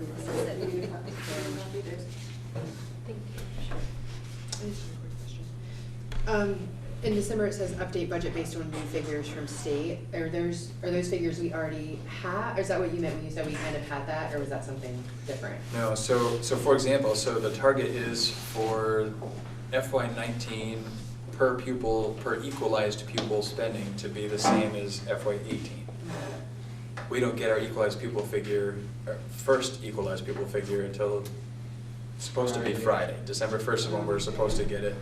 We may not get it Friday, it might come after Friday, and in all likelihood, what we get Friday isn't going to be the real number. We'll get 2 or 3 or 4 versions of the equalized pupil number typically, and I think that's what it was last year. Right, so, Yeah. So, and pretty much every time we meet, like there will be information we get after you adopt the budget. that will then have to adapt the that budget. We don't get to adapt. Oh, we the don't budget. get to adapt because we've already. Right. And that's typical of what happens with some of those? That's fairly standard. It happens all the time. In fact, sometimes we're holding on for a number just to have a clue of what we're looking at. And that's part of why board meetings tend to happen toward the end of the month, because it gives as much time as possible to receive the information we need to do the work that needs to happen so that you can approve the budget. Allison? One of the things I've noticed is in the town report, when you provide the 3-year numbers going back, plus this current, or the year that we're building, the prior year that we were building, that number in the year before town report is not the same as in the following year, because then it's actually finalized. So it's a moving target. So, Spending plan. They were Yeah, actually and- all the same last year, though, Allison. did they actually stay the same? They actually wound up Oh being the my. same, because nothing. Well, maybe because it was so late Yeah. in terms of when they finally finalized everything. Since a lot of that has to do with student enrollment at times, what do you anticipate any drastic trends? Or are they looking about the same, or? I think we're gonna see a continued sort of slight decline in enrollment. Mhm. It looks like we will, I'm trying to remember the numbers, I'm sort of projecting, sort of bottoming out in the, like 1375, I wanna say. I have to go back and look, I sort of sketched out based on current enrollment, kindergarten through 12th grade, and sort of who leaves and who comes in, and making some assumptions about kindergarten class sizes, which is always the hard thing to know. But I think we were gonna see a couple more years of decline, and we'll kind of sort of plateau. It'll be sort of like a little bit of a roller coaster kind of thing, but hovering at the, 1375, 1385, somewhere just under 1,400 students. Right now, we're just over 1,400 students. And that's, enrollment is connected to equalized pupil, but different from equalized pupil. Right. But typically, when you see a decline in enrollment, you tend to see a decline in equalized pupil. So we're anticipating FY19's equalized pupil number to be less than FY18. We just don't really know how less. Allison? So our current 9th grade and 10th grade classes are really small. They're our smallest classes. So once the current 9th grade graduates, are we gonna see a better enrollment number, do you think? That's one of the little blips. 'Cause we're- But it won't be sustained. Because we kind of did this and we're doing that, and then once they leave our numbers, the incoming kindergartners and pre-K and all of that seems to have stabilized, sort of, kind of. Because the 7th and 8th grade class Yeah, they're are the big. 2 largest. So you have sort of Yeah, your they're 2 huge. smallest followed by your 2 Yep. largest. So you have this, when your smallest class graduates, you see this sort of little bit of an uptick, and then the 2 big classes Yeah. right behind them graduate, and then it kind of comes back down. And that's that sort of roller coaster effect that Yep. I was talking about. But for the most part, I think where it looks like we'll start to sort of plateau is just shy of 1,400 students.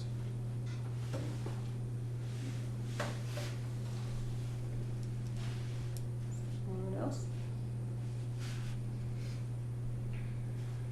Okay, do you want to sort of put a hold on any further discussion around the timeline and get into the next piece? And if we have to come back, we could come back to the timeline discussion to make a change or add in any addition? So we'll table it until after the next item? Is that all right with everyone? Okay. All right, then we'll get into our action item, which is develop a community engagement plan, and part of that discussion will involve, approving a survey to go out and to talk about the press release that was prepared. So, I don't know, Jen or Caleb, who wants to start? I can, so we had another meeting of our community engagement subcommittee.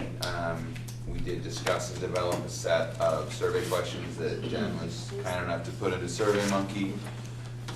And those questions are more, they're not specific to a budget development community engagement meeting. They're just more general in terms of trying to understand how, I think it's two sets, how folks might want to be engaged. So I think that it can, apply to that, but it's not that, and then just the piece that I would say about the press release is this is something that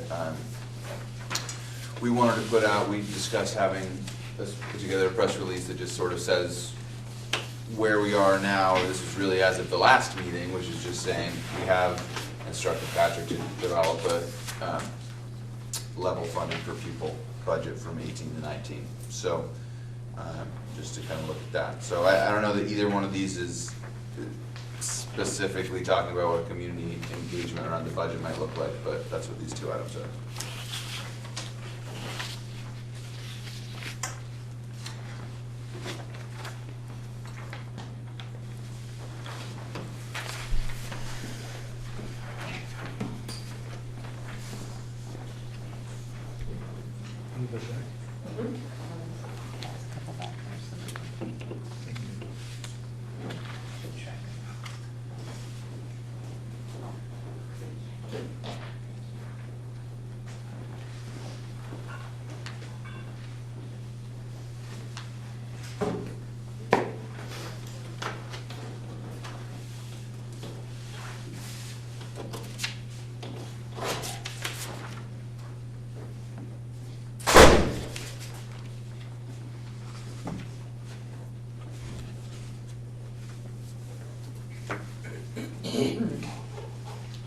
So I don't know what the best way is to, but I guess, I don't know if it fits under this action item, but I guess we are hoping to get feedback and maybe approval to move forward with the survey. So that's one goal, if we can cover that. I don't know if reading through, people have questions. I think that the statement at the top is sort of just trying to give people some context from where these questions are coming from, and then basically we're hoping to distribute these in the form of an online link the way we often have, and it's kind of mostly a check all that apply kind of survey, just trying to suss out, like, are the kind of meetings that we have had in the past, maybe like forums and more formalized things, are that the way to go? We didn't ask questions about the kind of events we heard about today from Tori, but we did ask about slightly different flavors of public meetings, slightly different topical versions, to just kind of see, is there one of these that lights up a little bit more than others? Is there something that we can say, oh, we haven't been doing that, but it looks like there's some interest? So it's certainly a first step, but we're hoping can inform us if there's a hunger for a certain kind of engagement out there. That's how I would put it. Sarah? I like it, except for the informal conversations, like at events I'm already attending.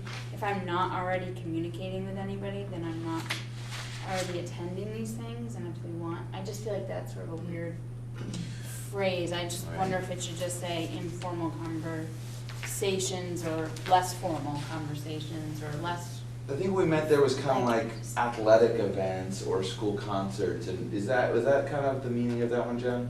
Yeah, we were trying to basically say, give an option that was like, I don't want to have to come to a school board thing. I want you to be where I am so that I can ask you questions. Like, it could encompass being at the Makes more sense. The farmer's market, or, whatever. So maybe there's a different way to say that. Or But examples of, Right. such Yeah, as, that's what I was like, thinking, like, just give them a couple examples. so I they- would have understood it then. Yeah, 'cause I see what you're saying. and I wonder if we wanna add a choice of something that sounds like what Tori was Tori. describing, informal, you know, small informal Or conversations, small facilitated. facilitated conversations. I don't know Organized. how you explain it in a way that people get it in a few words, but, yeah. Small coffee pledges. Right. House concerts without music. Yeah. I don't know, yeah. Is the Maybe we should add a category like that though.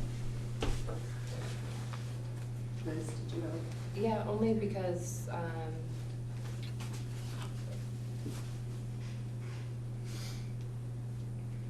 is there something tricky about the informal conversations that I'm not,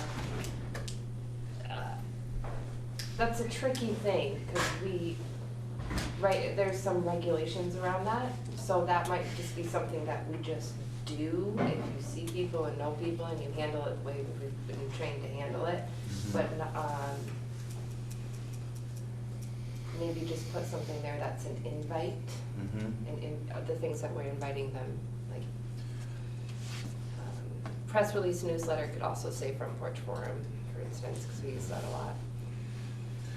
Yeah, I mean, I think what I was sort of envisioning with some of these choices is also that they're a little bit outside of the scope of what we've sort of imagined. That, I mean, we're not gonna have like that informal conversations one, it's sort of less, okay, so we're all gonna scatter in the community every couple of weeks to try to like stake out the likely spots. It's more, it's more just like what's the spectrum here? Is that part of the community desire? And then I think if that was the number one response that everybody said, then I think we would admittedly have to go back and say, well, geez, what's that look like? Right. A little bit, but I think that a little bit part of this is to be a little expansive and just like the types of engagement and you know, I mean, I think, so that's just it. It's maybe not every choice on here is something that we have a actionable plan for following up on right now. Just what are they like? Yeah. So like the affinity group, or the neighborhood learning conversation, or Well, some of that, Inviting like, I don't think we're board in members any here. position to start that until, you know, we decide whether we're gonna invest in a facilitator, because I don't think Right. that's something you wanna step into without an idea. or That would be the coffee get-togethers, or people joining the board. That was interesting. Right, so I think part of the challenge, in my opinion, of the survey is to give some choices, but not give 25 choices, you know, keep it kind of broad enough that then maybe we can take that feedback and maybe we have follow-up questions, you know, maybe there's something that we learn from that and go, gee, what could that look like? But, I mean, to me, part of what we're trying to get at with that first question is like, do you want to actually come to a meeting? Or are you gonna, I mean, I'm guilty of this. If I'm not invited because I'm on the board, like, I'm like, oh man, it'd be so interesting for that renovation thing, but like, I gotta drive my kids to something else and, you know, I don't get there. And so we might get some really interesting feedback from people of, you know, well, if you're gonna have a meeting, if you offer this, then maybe I'll make a point of being there, or, you know, I just, well, we did actually put food and childcare on the list. I don't know if we're in a position to do those things, but sure, wouldn't it surely be interesting if everyone said, gee, if you had childcare, I'd make a point of coming. Like, maybe we'd get creative. Right, and in terms of the budget meetings, this is where I thought, I mean, if you get, you know, in the first week, you get some glaring results back, I think we could use that information as we head into that budget meeting. Yeah. And, you know, preparing for that, use what we learn along the way to help us through that first time. Sarah? I also get confused on number one where it says what formats would be most helpful for you to communicate with the school board meeting members. Do you mean the school board members to communicate with you? Like, I guess I'm confused on which, like, if I wanna communicate with a school board member, I might, like, try to find one and write them an email. Like, I guess I would interpret that question differently. Right. Right, and I mean, maybe we should include that as an option. Do you wanna, just look up our emails? I think what we're kinda, what I think that question's asking is, Interact. yeah, As interact, opposed yeah, to or communicate. have access to, or, yeah, I think it's kind of like, Access. because it's true, yeah, if you wanna say, say something directly or have a direct concern, you might be able to do that, but I think the intention was sort of, where would you like to find us? Or learn about what we're doing, or Right. stay informed, like, just, I guess, what's the purpose That's a of? good point, Well, then we have our list over here, inform, consult, Yes. involve, collaborate, empower. So, Well, I think, so just to differentiate though, is like, we're wanting them to come communicate with us. So I mean, I think that Right. we're sharing information with them, but I think a lot of it is like, we are trying to solicit a certain level of feedback. And so I think by saying communicate with us, like, I think it's less us sort of providing a lot of information and more of like hearing what people have to say. So I think that's also kind of the language piece there.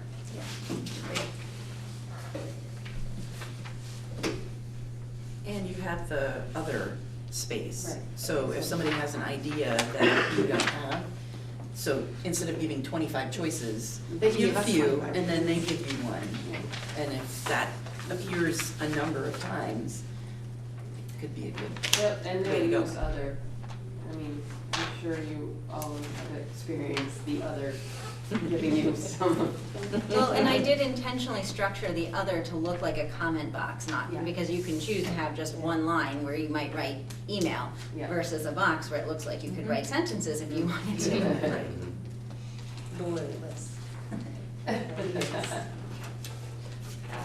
great, I like it.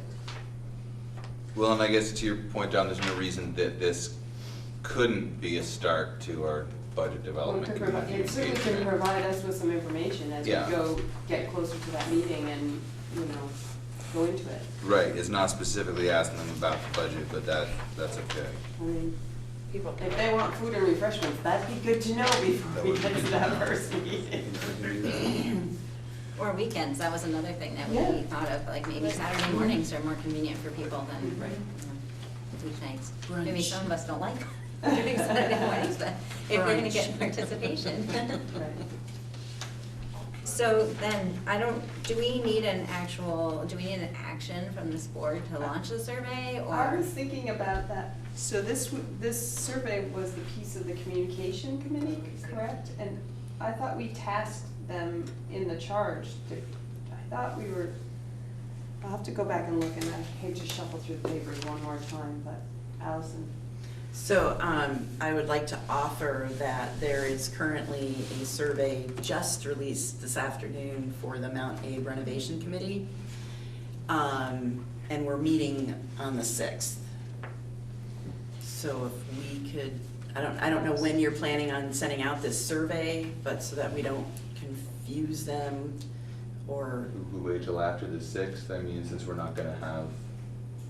does that delay you though if you wait until the 6th? I don't know what timeframe you were looking for releasing your survey.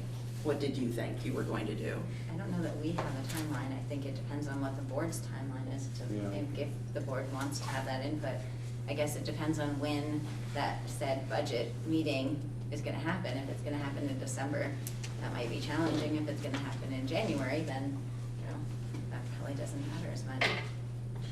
Might be nice to, if you figure that stuff is gonna come in within a 2-week period, it might be nice to do it a couple weeks before the December board meeting. But that could happen well after the 6th, right? Because the board meeting's 23rd, 7th? No, that would be, that would just. No, I just looked at it, Oh, so it's not that it's a week. Tuesday, it's the week before Christmas. Yeah, so the 19th. The 19th, okay, that's. Yeah, kind of and middle 2 of the weeks month. before that puts it at. Yeah, okay, wow. So But I much also better. anticipate most of the responses to our survey are gonna happen really quick. Well, that's Because we pretty- just had our meeting last night, Yeah. the meeting that turned into a community forum. We had that last night, and now the survey's gone out, and there have already been responses, so I would imagine by the weekend, Even Friday. Yeah. Yeah, generally, if people are gonna respond, like, they're gonna do it when they see it, because Right. if they file it away to do it later, they're They- not. they- So unless right, you, yeah. you know, even if you announce it a couple of times, you Right. make it, you Yeah. know. So if you need to release it, because it's Tuesday now, so. Food for thought. Okay. Can I make a comment? Sure. It's interesting that you want to release this by electronic link in an email. And one of the questions here is, you know, what survey format is most useful for you? And it says paper surveys mailed to all households. And it just brings up the point that there's a lot of folks out there that don't really, they still don't mess a lot with the internet and Facebook and Front Porch Forum, and they are taxpayers. My father-in-law's a good point. You know, he's going to probably react to a mailing more than he would react to some other things. And I don't know what kind of budgets anybody has to do mailing. It's Well, that is the biggest factor, is that this doesn't need a budget. right. Is kind of my take. I take your point, and maybe it's silly to think you're gonna get anybody to say, yes, I want a paper thing, if you're reaching out to them in a non-paper format. I don't know. You know, I guess that it would be interesting to see if we get anybody saying that, because at least in Act 46, hearing some of the results, the expense of paper versus the response of paper, and vice versa, I don't know if I said that well, is pretty dramatic. You get those are some expensive paper responses you get back. Yeah. I guess it's. Right, yeah, and what we found with Act 46, we did a mailing, we mailed a postcard that wasn't the actual survey, but it was a postcard that had the link to the survey and told you could pick them up in XYZ locations if you wanted a paper one.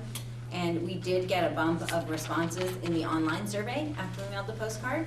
So I think we reached people who maybe aren't on Front Porch Forum, so they hadn't seen it electronically, but they still went on the computer to fill out the survey. We got, I think, a sum total of 5 paper surveys. I mean, it was like less, and we made, I don't know, 300 or 500 copies in Port That's a lot Karen of and places. put them out all over and recycled them all. Like, nobody used those at all. Right, right. So I agree that there would be a benefit of getting it out to all the houses, but we just, you know, the cost of that postcard mailing, $600 Right, or it's hard. $800, I think. Yeah.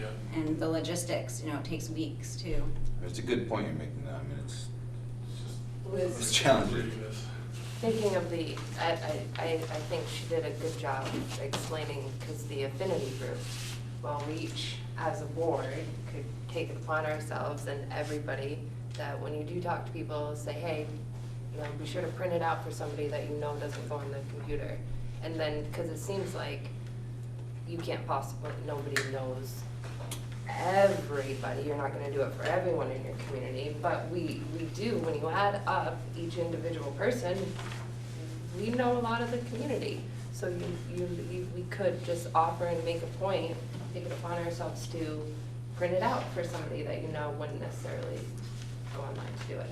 I consider myself obviously pretty computer literate in my work and what I have to do.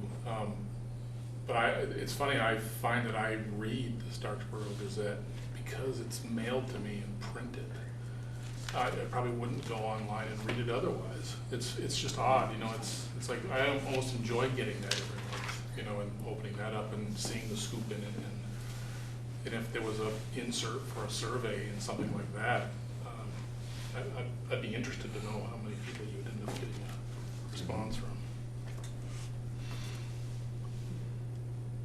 Jen? So if we could go back to the question of whether this board needs to take an action, so I know that my sense when we met as I thought we were the community engagement committee, but whatever committee we are, I wasn't aware that we had been given a formal charge, and so we did not take a specific action because we understood that we needed to bring the recommendation back to this board. So for the expedient moving forward of the survey, I think it would be great if we could take an action tonight, because otherwise I think that the subcommittee would probably have to meet again Right. to take an action to release the survey. Yeah. I was looking back and I couldn't, there's a gap in the minutes, I couldn't find the minutes I need to look at to see, but we can certainly have an action item where we tell the committee to go ahead with the survey and put it up there.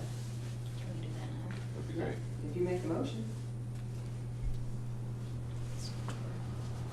You just authorize the community engagement, are you communication, is that your I thought we were the Community Communicate- Engagement Committee. committee? Is that what you said you were? Subcommittee. Community Engagement I guess Subcommittee, we that's need what we've to been look called, at- that's what we've There been was warning our a- meetings as. There we go, that's what we are. CE Subcommittee, yeah, Community engagement. Subcommittee, that's Subcommittee. official. All right, so the action, so the motion would be to authorize the community engagement committee to take action on the survey. Yes. Are you making that, Sarah? Yes. I'm so moved. So moved. All right, is there I'll a second second? that. Which is Caleb. All right, any further discussion? Yeah. All those in favor of the community engagement subcommittee taking action on the survey, please say aye. Aye. Any opposed? All right. And we'll get front porch forum posters in different towns that can be part of our actions that we're gonna start taking. So- And we do have a supervisor union account that posts to all 5 towns. Oh, great. We get to send 4 You get a 4 month. a month.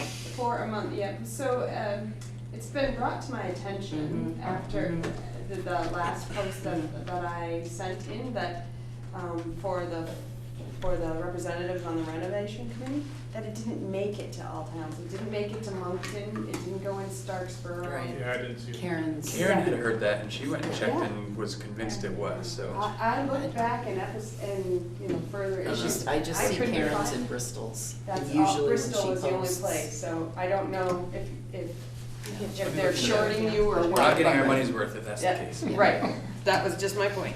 Because usually when Karen does post Yeah. the global one, I see it in all of the towns. Right, and I And didn't. this one, I didn't. Yeah. And yes, somebody brought that up. Yeah, so just an FYI. So- So do you, and the Check into press, that. now on to the press release, do you need any action on that? Does Um, anybody have any comments on the press release? Or are they good to go on that one? I like it. I don't know if we need an action, I think it was requested that we draft something at our last meeting, and draft we have, so maybe we should just have an action to, I don't know, To should approve it? should I, and then just to clarify whether, as chair of our subcommittee, I would take the next step, or if this is being handed to whoever gives press releases to the press. I guess I'm asking, is that me to do that next step? I don't know how the next step. How do press releases happen? Where do press Do they releases just come send them from? to Gayan? Is that what happens? Or can you just submit it? You can just submit it, I don't recall specifically who it needs to be submitted to is all. Yeah. And so I would say, if you wanna find out who to submit it to and submit it, that's the way to go, or we send it to Karen and we can facilitate. I'm happy to, I think I got some address for like letter to the editor stuff, but some, you know, and then it's just a matter of who we submit it to as an independent, right? Is that the norm? Yes. So, I think probably this meeting is not the time to get into this, but we did have some discussion within our subcommittee about whether we were a community engagement subcommittee or a communication subcommittee, and I personally see that those are related but not the same thing, and so I think it would be very beneficial, perhaps at our next meeting, if there's time, to have some discussion about what the actual charge of our subcommittee is. You know, we discussed whether we should draft something and see if everyone likes it, or whether we should discuss it at this board first, but I know that we were feeling a little bit uncertain about, beyond drafting a survey, what we were actually tasked with going forward to do. I feel like I saw a note that I wrote myself, that you were gonna come back with an idea of what you thought your charge would encompass. And I don't, it's on a late morning. Yeah, no, And I I seem to remember that. think that we we're gonna look to you for some guidance. So how about that, if everyone's in agreement? You come back and tell us what you think the scope of your work's gonna be. I'm making a note on that. But I'll make sure it's on the agenda, how's that? Great.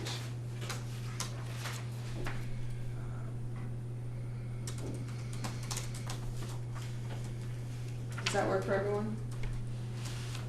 And then do you want formal action right now from the board on improving the That press would be release to great. go forward? Yes, and I'm happy to handle it if Okay. I can be so, Would you like to make that so motion? authorized. So we're making a motion for To approve, go ahead, approve, for go the ahead with the press release. Community Engagement Subcommittee to release the, or press release. Yes. Great. I'll Is that- second is that. That works for me. Any further discussion? Right. There are no other boards that are going to be putting out a similar release then, right? We, No, because we're the only one building the budget. okay. So, it's us. So who was that? I'm sorry. So, Allison and Caleb. All of I you. guess, Okay. can I discuss? Yeah. I would maybe suggest that depending on the decision that we make about our community engagement plan for the budget, perhaps there might be a small adjustment to that last sentence, if we have more detail, that we could include that. Agreed, yeah. With necessary changes. Awesome. Did you catch that, Shauna, with necessary changes? Correct, we do. Yes. Hold on, make those changes. All right. Anyone else? All those in favor of approving the community engagement subcommittee release, doing the press release with necessary changes regarding the budget, please say aye. Aye. Any opposed? Any abstention? Okay. All right. Okay, so back to the budget development timeline. Is there anything that we feel we need to change? Or add in or make a revision? Megan? Do we want to continue, are we still going to try to, I mean, given we don't know what the feedback's going to be or what our response is going to be, and we are only 18 days away from our next meeting, are we going to try to hold a meeting before, like a community meeting before, or do we want to wait on it? Like, do we want to keep that in our timeline, or do we want to be flexible around that depending upon, I mean, it's not even 3 weeks really out, right? Maybe exactly we're 3 weeks exactly from our next meeting, so we'd be trying to fit in a community forum prior to that meeting. So we can leave it in, I mean, and if we get enough responses and are able to pull it together, but I mean, I guess, do we feel, just given the conversation we just had, like, do we feel that's feasible? I just feel like it'll be a little tight, but it also, I don't know. Well, I guess. It's the wrong number. This is actually a high school and we're engaging. That's okay. Okay. Trying to work it out. Centers for Disease Control. Oh. I'm trying to do a survey. We say we have Add a. to the list. So I guess my feeling is if we are gonna go forward with a forum on the budget before the next meeting, it would not include any input that would come from the survey. We would need to make a plan for that, and then we would be able to learn from the survey for future forums. It seems to me that, it's really the same discussion we had last month of, if we have a forum now, we don't actually know anything about the budget. So no one on the board is going to be able to speak at all about what's in the budget. So I personally don't feel prepared to say whether we should have it. I think it's a question of, is there going to be something to talk about? The idea, I think, always has been that if something can be presented early, then the board can have time to incorporate, the board and the administration can have time to incorporate that feedback in the work, because often we get the feedback too late to do anything with it. So to me, I think it's a question for you about whether there's gonna be enough to be able to talk about in a meaningful way. I think it depends a little bit. So it depends on what you're after. So if it's a reaction to a presented budget, you get certain information. If it's before anyone's seen a budget, what's important to you as community members for us to keep in mind? I mean, I think there's different ways to go about it. I think your point that it's 3 weeks away, I suspect we will need every day of those 3 weeks to be able to finish the work that we're in the midst of and actually have something put together in a format to begin to get our heads wrapped around. So the reality of something prior to that, I think, would be difficult, perhaps not impossible, but really difficult.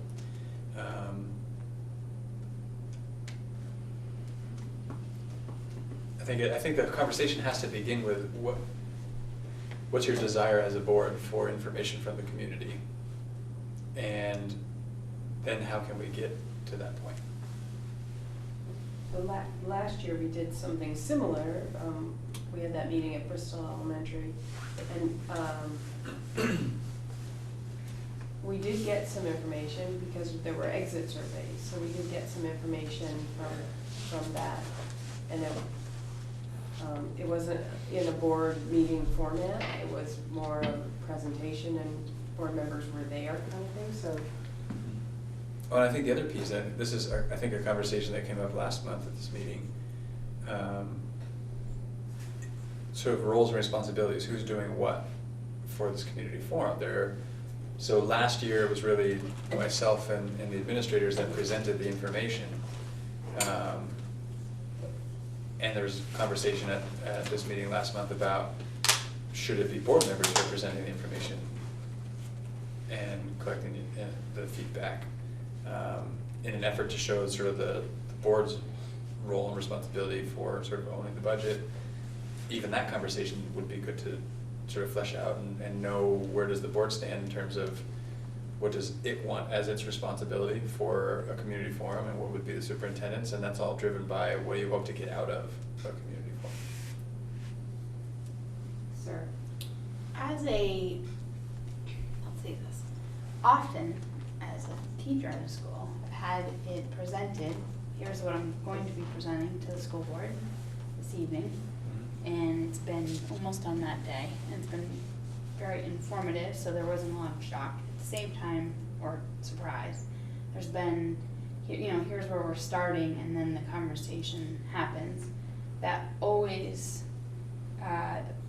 we always send at least one teacher plus to every single board meeting, especially that one. Parent groups are sort of invited to go to it, and I think it's good to have the conversation with people at the table, like Tori, is that her name, was talking about, and I think the purpose would be so that the budget that's presented eventually is at a cost that we think is reasonable, right? I don't know. I think as a board member, I want to learn at that moment, and I don't think I can own it until I learn it. But I also think there should be other players involved in the conversation. So I sort of like the idea of, I don't know if I would call it a forum, but I would definitely have it be, we want as many people involved in this, even the first look. I don't care if I'm looking at it for the first time as a board member, as somebody else, but I don't know, that's my own opinion. Okay. Given that we're gonna have a tight turnaround if we can do it, does your office, Patrick, have the resources to be able to kind of, and I know I've talked about this, I'm not saying it's been our will as a board, but the kind of budget narrative idea, the kind of idea of, okay, we're developing this budget with 0% growth, where's the rubber really hitting the road, so that we can kind of give people an idea of like, okay, well, here's what this looks like right now, so people can say, oh my God, that's cutting way too deep, I can't imagine that, or boy, we don't think you're cutting enough. We kind of think that, just to even give people some kind of a measuring stick to say, yeah, we've kind of done some things, and here's really, I mean, is that something that when that draft budget is going to come out, is going to be all we can do just to get the whole thing, or is it possible to do that work along with it so that we're positioned to make, I'm not saying make a pitch or a case for exactly, but to make an accurate portrayal of it with it's communicable? Yeah, there are two things that come to mind as I think about the timing. So one is actually doing the work to put it together, and doing that with sufficient enough time leading up to the board meeting that we can engage in conversations with our schools and the teachers and support staff, and they shouldn't hear it for the first time by watching NEAT TV. Right. So we need to, so that's the greatest concern is having the time to do both of those things. And there's a lot of work to do still. When did we do that community forum last year? Did we do it in December or did we do it in January? December. It was December 7th. If we had a community forum, like if you all, central administration, did your work to present us the narrative at the December 19th? Right. 19th meeting, so that we see it as a board, and then hold a community forum in January, so that we can get through the month, everybody can get through the month of December, because 18 days in December with all of the other holiday stuff that happens at school and families, I don't know that having a community forum also in December would be a wise decision. Jen? Yeah, I think that's where my gut was landing, was that maybe it's something we can book in the first week of January. I think also it's just gonna be hard to get people there, you know, right before the Especially now. holidays. You know, and we're asking them to come out and talk about the MAUSD renovation, and you know, I mean, there's a lot going on, and so I think the risk, the trade-off might be, nobody shoot me, that maybe we have to have more than one meeting in January. If we get a lot of if we need to, you know, do something with that input. But I just don't know, like, I don't see that we're gonna be ready to have a meaningful conversation and to be able to get people to come to the table in December. I do think you made a really good point about what do we wanna get out of the conversation, and I always struggle with this with budgeting because it falls so much back into the ends and the means and the, you know, I mean, because really, you know, as a parent, if we come out and say, well, it looks like we're gonna cut $1 million, and I'm gonna be like, is my kid still gonna have a classroom teacher? You know, like I immediately am gonna be sucked into the paranoia of the details, right? Just like you were saying, you know, I think it's affecting the staff as well. What does this really mean? And so I think that the way that we keep it an ends related conversation is to be able to have, like what Caleb was saying, this sort of, so we've asked for this target, right? We're targeting, you know, this level funding, the ed spending for equalized people, which means we've got to cut $1 million out of the budget. Big picture, this is what that means, you know. The trade, you know, the other side is, so we don't cut $1 million out of the budget, and we maybe have tax impacts, or, you know, like it's that, how does our community balance the costs versus the benefits, you know, is I think what that conversation needs to look like. And it shouldn't be at well, I want one more paraeducator in the Bristol Elementary, you know, like that's not what the conversation is. But at the same time, like you have to have at least some level of detail for people to be able to wrap their head around. Right, and that's sort of the idea, is to be able to say, so this was the target, here's the reason for the target, here's the implications for meeting the target in terms of tax rates and whatnot. But then people really want to know, as do you as a board, so what did it take to get there?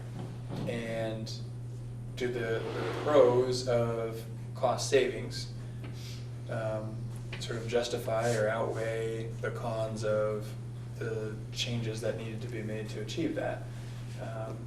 That's what you want as a board, that's what individual community members are going to want to know, and that will drive their opinion. The challenge then is to not allow the process to go to a point of people saying, that's, for example, that's too deep a cut, that position ought to get added in. Which is kind of what you were saying. So we have to sort of, to give enough detail to contextualize it, to have people really understand how they feel about the decision, but then not micromanage. If they say, those are, I think the appropriate response could be, those cuts are too deep,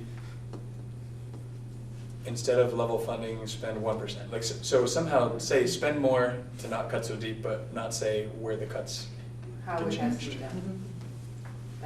That values to say, you can be very descriptive about how you'd say to make the chocolate cake, or you can just say make a chocolate cake kind of thing. So I think we have to keep in mind how descriptive. we are in our discussion. I think Basically, down that road. that target, that target produced changes that aren't acceptable, so we're gonna change the target. Go back and redo it with this new target. Like, that's sort of the level that it needs to stay at. Right. Now that we're thinking about it this way, I think that makes sense, January. And I think we're gonna wanna figure out a facilitator for that. So that it's not a school board versus community thing, or administration versus community, because that's what things felt like. I think we're gonna wanna find somebody, because that's too much. I don't think, yeah, it's gotta be a neutral party in the middle of that conversation for people to say, this is how I feel about it. And we could even do an exit survey, just a real quick, you know, it should be lower, it should be higher, almost like a vote, not a vote, but a vote, kind of. And just to get a sense of maybe people that don't speak up and they're just sitting there listening. And that could say a lot about developing something that would pass without anything specific at all, just the cuts are too deep, like the two options you just gave could be the survey, the exit survey. Because otherwise, if there's not somebody in the middle, I can see why she said that's important. It's just, I mean, I'm even amongst myself, I'm not sure how I feel, and I'm arguing with myself about it. So, let alone the community to us. So, if we could have the time and put it into January, and then maybe we could really make it be what we want it to be. Jen? I wonder if we could follow a similar structure to what we used for one of the Act 46 community engagements up in Lincoln.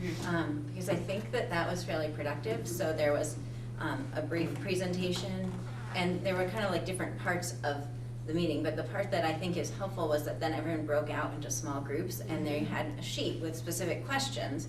It wasn't like 25 questions, it was like 3 questions, but the questions can try to guide the discussion, and then each group had to take notes of, you know, what kind of some of the things that came up. And I think people could fill out their own sheets, and I'd have to look back at my notes. But it's a way that you get more people talking, and that was really, we were really worried. We didn't want the 3 people who always raise their hand to, you know, talk for 45 minutes, and then the other people in the room to never say anything. So maybe we could do something along that structure. And as you were both talking, I was thinking about Rebecca's smiley face, Yes. Right. sad Yep, face. yep. That's all we need on an exit survey. I mean, Right. we could go as simple as, would you be happy with this, or would you be unhappy with this, kind of thing. I To think you keep need a them- second question though, because you don't know if they're unhappy because it's too much or too little. Well, we could frame, you know, Do you approve or disapprove? Support. do you support this budget or not? Yeah. Could be the Goldilocks approach. Is it too hot? Is it too cold? There Or you is it go. just right. There you go. Right. Yep. We have 2 jars of candy, 2 in 1. All right, so to move something off our phone in this, is that just happen, can that just happen as far as, like, I'm hearing people say they wanna move the community forum to January. Since Yep. this isn't a board developed timeline, it's more out there, so I think, is everyone in agreement to push that to January? Yes, Yeah. early. Early January. January. Yep. All right. Okay, because I want to keep us moving, we're kind of off our time track. All right, everybody okay? Can I just confirm what I believe to be true? Sure. What I think we're planning on? And this may take different action. So I think what I heard was a desire for a potential second meeting in January. So beyond the forum. So December, the intent being to have a draft. And then early January have the community forum, and then the regular meeting in January to approve? Or was there another January Well, meeting? Only if something happens at the forum that leads us to believe we have to do something different, would we need that additional meeting, if that's the way I understood when you were talking, Jen, right? If it comes up that we've gathered some gigantic piece of information that, you know, Forces Well, us to But how are we gonna adjust. determine that if we don't meet to review it? And so that, I was reflecting back on last year, and the reason why it happened prior to the December meeting last year was so that the board could hear the community feedback prior to its December meeting, review the budget, review the feedback, give direction to me to bring a revised January version of the budget for adoption. So we would need to, probably a week out from the forum date, plan a meeting for us. Just Because to otherwise you. Just with the agenda item to review the forum. Community forum Feedback. You wouldn't have an opportunity to reflect on the community feedback and have the potential to give me new direction based on the community feedback, to have it ready for adoption in January. We have to adopt, so. Yeah, we have to adopt. We're even looking into, so January 30th, I think, is our, very late January, I think it's the 30th, is the January board meeting. We need to just double check to make sure that that Is far enough ahead. is not too late that we can't get things warned and out to printers and all that stuff for town meeting. It's the 23rd. 23rd, okay, so that's better.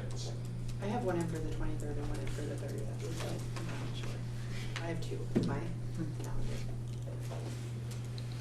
So the all board work plan says January 30. Or December. I don't know why I have the 23rd. I have the SD meeting on the 30th, so. I might have, I could have put it in wrong. I don't know. I have both in there, so. Okay. It's on the calendar, it's on my calendar for the 23rd. I have it in mind for the 23rd, so then maybe we Right, might. so we need to Well, clarify technically, that. the 23rd is the 4th. That's the 4th. Maybe that's why, Tuesday. yeah, maybe I just like to leave it. Well, I don't know if we meet on the 4th Tuesday or the last Tuesday. Which would be That's better? not the same as Well, January. on the ANESU calendar, it's January 30th. Which is better, which is a better Well, it's day? gonna depend on that timeline date, Oh. because if the timeline date That's is the just us two. 29th, then we have to back up that date.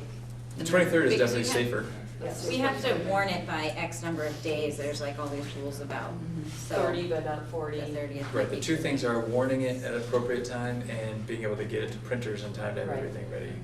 For the town report. And they're not necessarily the same window. 23rd it is. And the only meeting on the January calendar is us on the 30th. There's An no executive. carousel meeting or anything then. Well, the executive committee So- will meet that month too, but we'll have to determine. Could be the same night, could be a different night, depends on Right. what's going on. So Okay. I think what I'm hearing is someone moving to change the date from the 30th to the 23rd? Is that- I would be happy to make that motion. All right. Do you want me to say it, Sean, or did you get it? All right. All right, so Jen made a motion. I'll second And Mary made a second. To move the January meeting from the 30th to the 23rd, is that right? Yep.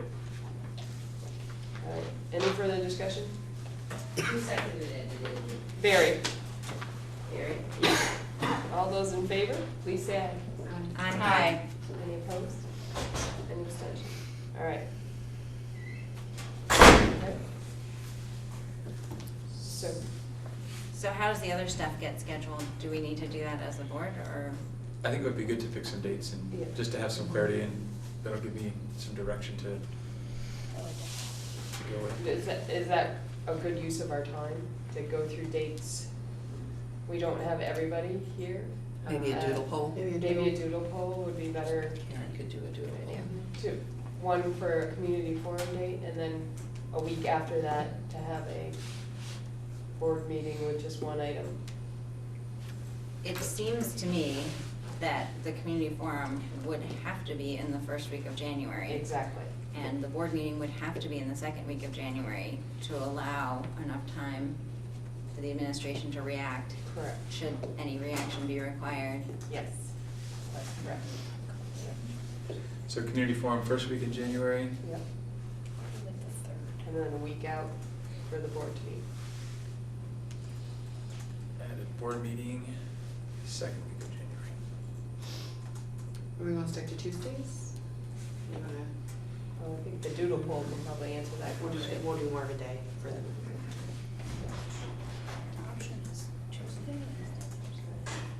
All right. Do we need to go through anything else on the budget, development timeline? Jen? So I heard Patrick suggesting it would be good to have some clarity about who might be presenting.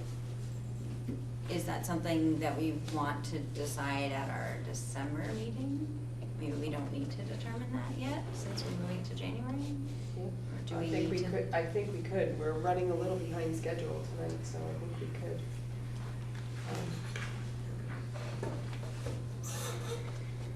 I'll write myself a note and get it in the next agenda.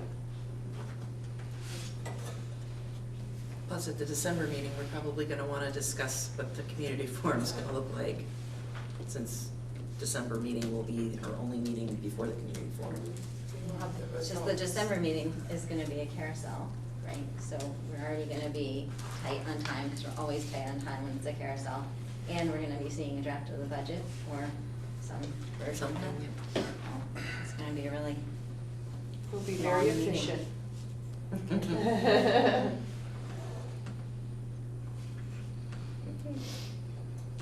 Okay, I have that down to add to the next agenda. Okay.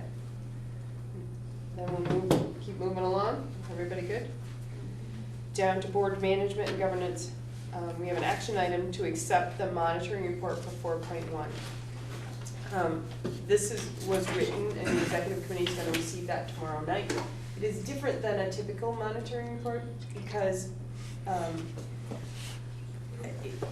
after a discussion at the policy governance table, I took on the task of writing it, but I said for this board to see what the report looked like, I was going to leave the last information from the last time it was monitored there, and then just add in the current, my current comments. So typically, there wouldn't be that piece of 2016 conclusion in there, it would just be the 1 year back. But I left it in because I thought it'd be useful for this board, for members who hadn't seen the monitoring report, to look at that. So the executive committee will see this tomorrow night.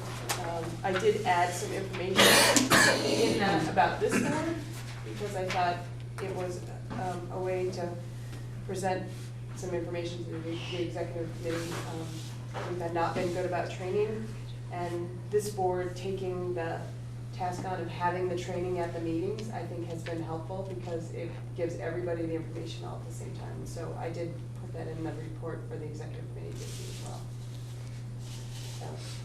So, again, this is just a practice item for us. I make a motion to accept monitoring report 4.1 governing style. I second. Any discussion? All right, all those in favor of accepting the monitoring report 4.1 governing style, please say aye. Aye. Any opposed? Any abstention? Okay. Next action item is to accept the interpretation of 4.7 governance investment. I make a motion to accept the interpretation 4.7 governance investment. All right. Is there a second? I second it. Sarah? Any further discussion? All right, all those in favor of accepting the interpretation for 4.7 governance investment, please say aye. Aye. Any opposed? Any abstentions? Okay. Discussion, the letter from Governor Scott, that was included in the packet.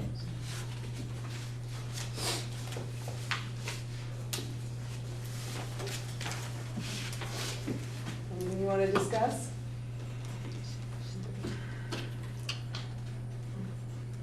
It did say in there that they were considering possibly finding a way to change the timeline that we were discussing, that, or about how challenging it is to get the budgets done and have enough time and all of that. So maybe that'll happen. That would be good.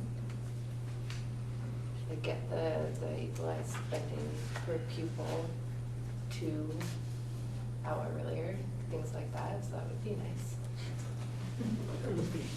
Hopefully it's not shorter. I just have a question, is that, you know, that they're committed to working to develop a range of tools to support and accelerate our innovation, and have they started to develop those tools, or shared what those tools are, or anything I've along heard. those lines? Are you looked into Are something there about any innovative things that have nothing has come out. That was really the one thing that stood out to me that I hadn't seen, is that, you know, we're driving innovation, but I hadn't actually heard of any innovation which had sort of been forthcoming, so. Just curious. Do we know if this education summit that's referred to here is scheduled? I think it's scheduled, I think it's somewhat by invitation. I don't think it's necessarily a sort of a broad, open to anyone education summit. Because they don't, are they in recess at the moment? And come back in January? Right. So. They still can have like committee meetings and stuff though. Right, but generally speaking, they don't meet in December. True, but this didn't sound like a legislative meeting. I mean, it's a little vague. It's Right. why we'll host an education summit in December. I mean, that's the level of detail, but it's not like the letters to legislators. Yeah. I think I recall seeing an email speaking to even having a representative or some number of representatives from the superintendent's present, so it's not, that's where I'm kind of getting the by invitation sort of. Yep. Is that you? Well, I definitely noticed that this invites thoughts in return, and it does seem that some of the feedback that we sometimes have around some of the, you know, the timing of these things, not only year to year with budget stuff, which is less to this point, but in terms of the moving targets of, you know, Act 46 and then, you know, everything that's happened since then, even though that's not so long ago, just, and I know that there's many other, and that moving goalposts are part of the game, but I do think that just as my personal opinion is that the way that the tax stuff was introduced last year with no time to go through committee or talk about it, and with the budget held hostage to it, is a terrible way to develop policy.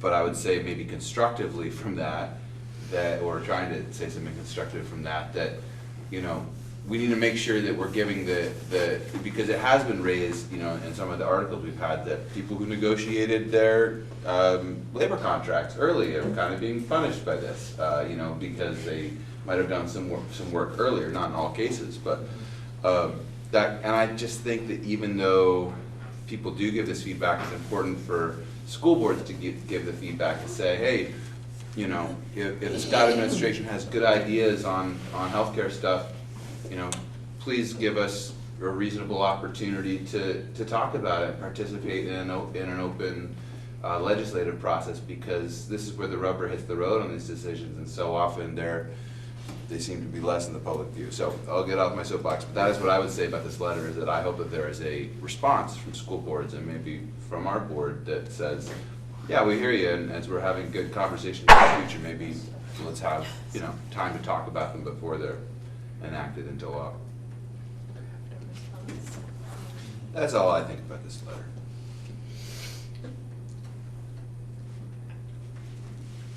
Maybe the communications board would like to craft. It seems to me that the community engagement board would not. Don't cut me too much.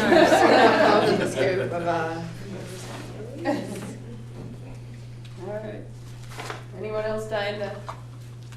No, all right, we're gonna keep moving.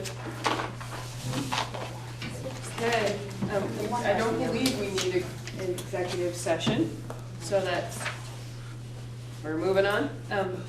Public comment, at our last meeting, we came and,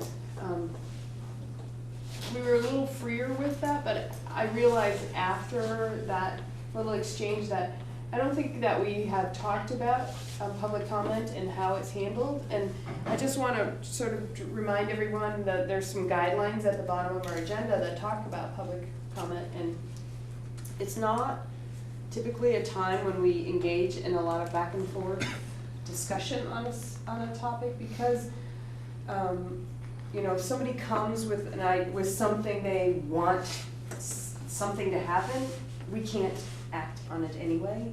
We have an agenda for a reason, because it sort of spells out our work for our meeting. And to give, when I first got on the board, people would say, well, you can't really address anything somebody brings to you in public comment, because what about the other people? What about somebody else who had a, something to say about that? You have taken away their opportunity to comment, and if you make a decision, you really eliminated them out of the conversation. So it's a listening.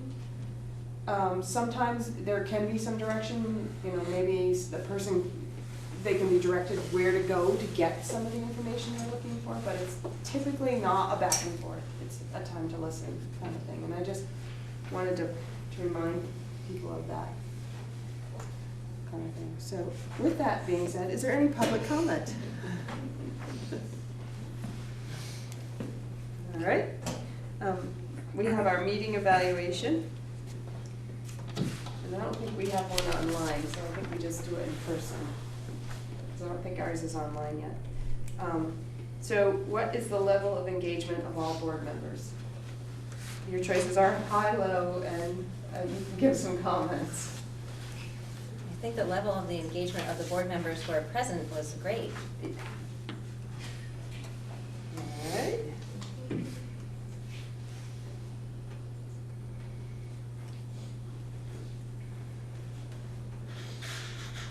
And that reminds me of another piece, which I'll send out in an email to everybody, but if you're gonna miss a meeting, if you can just shoot me an email, because then it helps keep track of a quorum so that we can, I can know ahead of time if we're gonna be struggling and have to reach somebody by phone or something.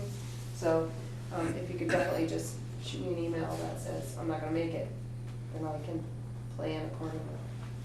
So, okay, was the agenda followed? Yes. Yes. Any comments? I have a question, maybe it's a comment. So we used to have a section of the agenda where you could bring up things that weren't specifically on the agenda. And I know that that section has gone away. I'm assuming that's part of our efficiency.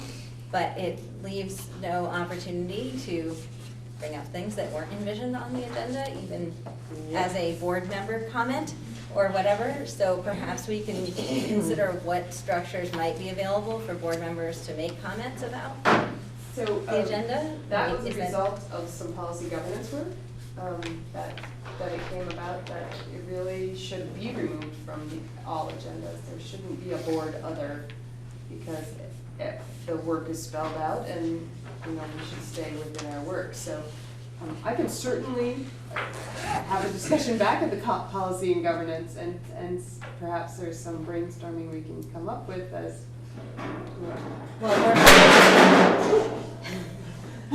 Or perhaps it We're already awake now.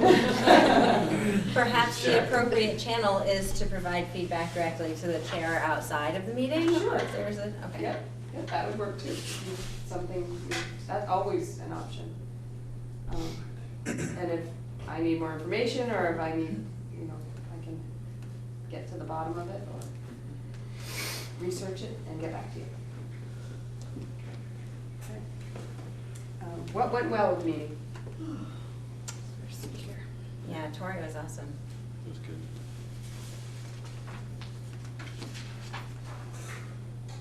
Anyone else? I also thought we had a really productive discussion about how we want to handle the next steps of the budget. I thought that was good. Yeah, that's it, I appreciate the update on what's happened so far.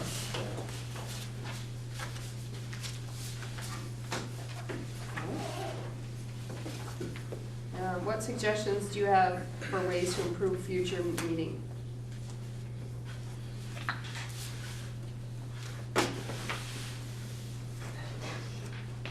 So I miss hearing from principals. And so I don't know in what way that might ever be part of what happens at this board, but I have always found that to be a really valuable part of the local board meetings. I feel very disconnected from each of the schools, since we always meet here in this room with all you wonderful people from the central office. But I think, and perhaps that's something that the community engagement subcommittee can think about in the future, but I think more sense of connection with the individual schools that make up this district would be great.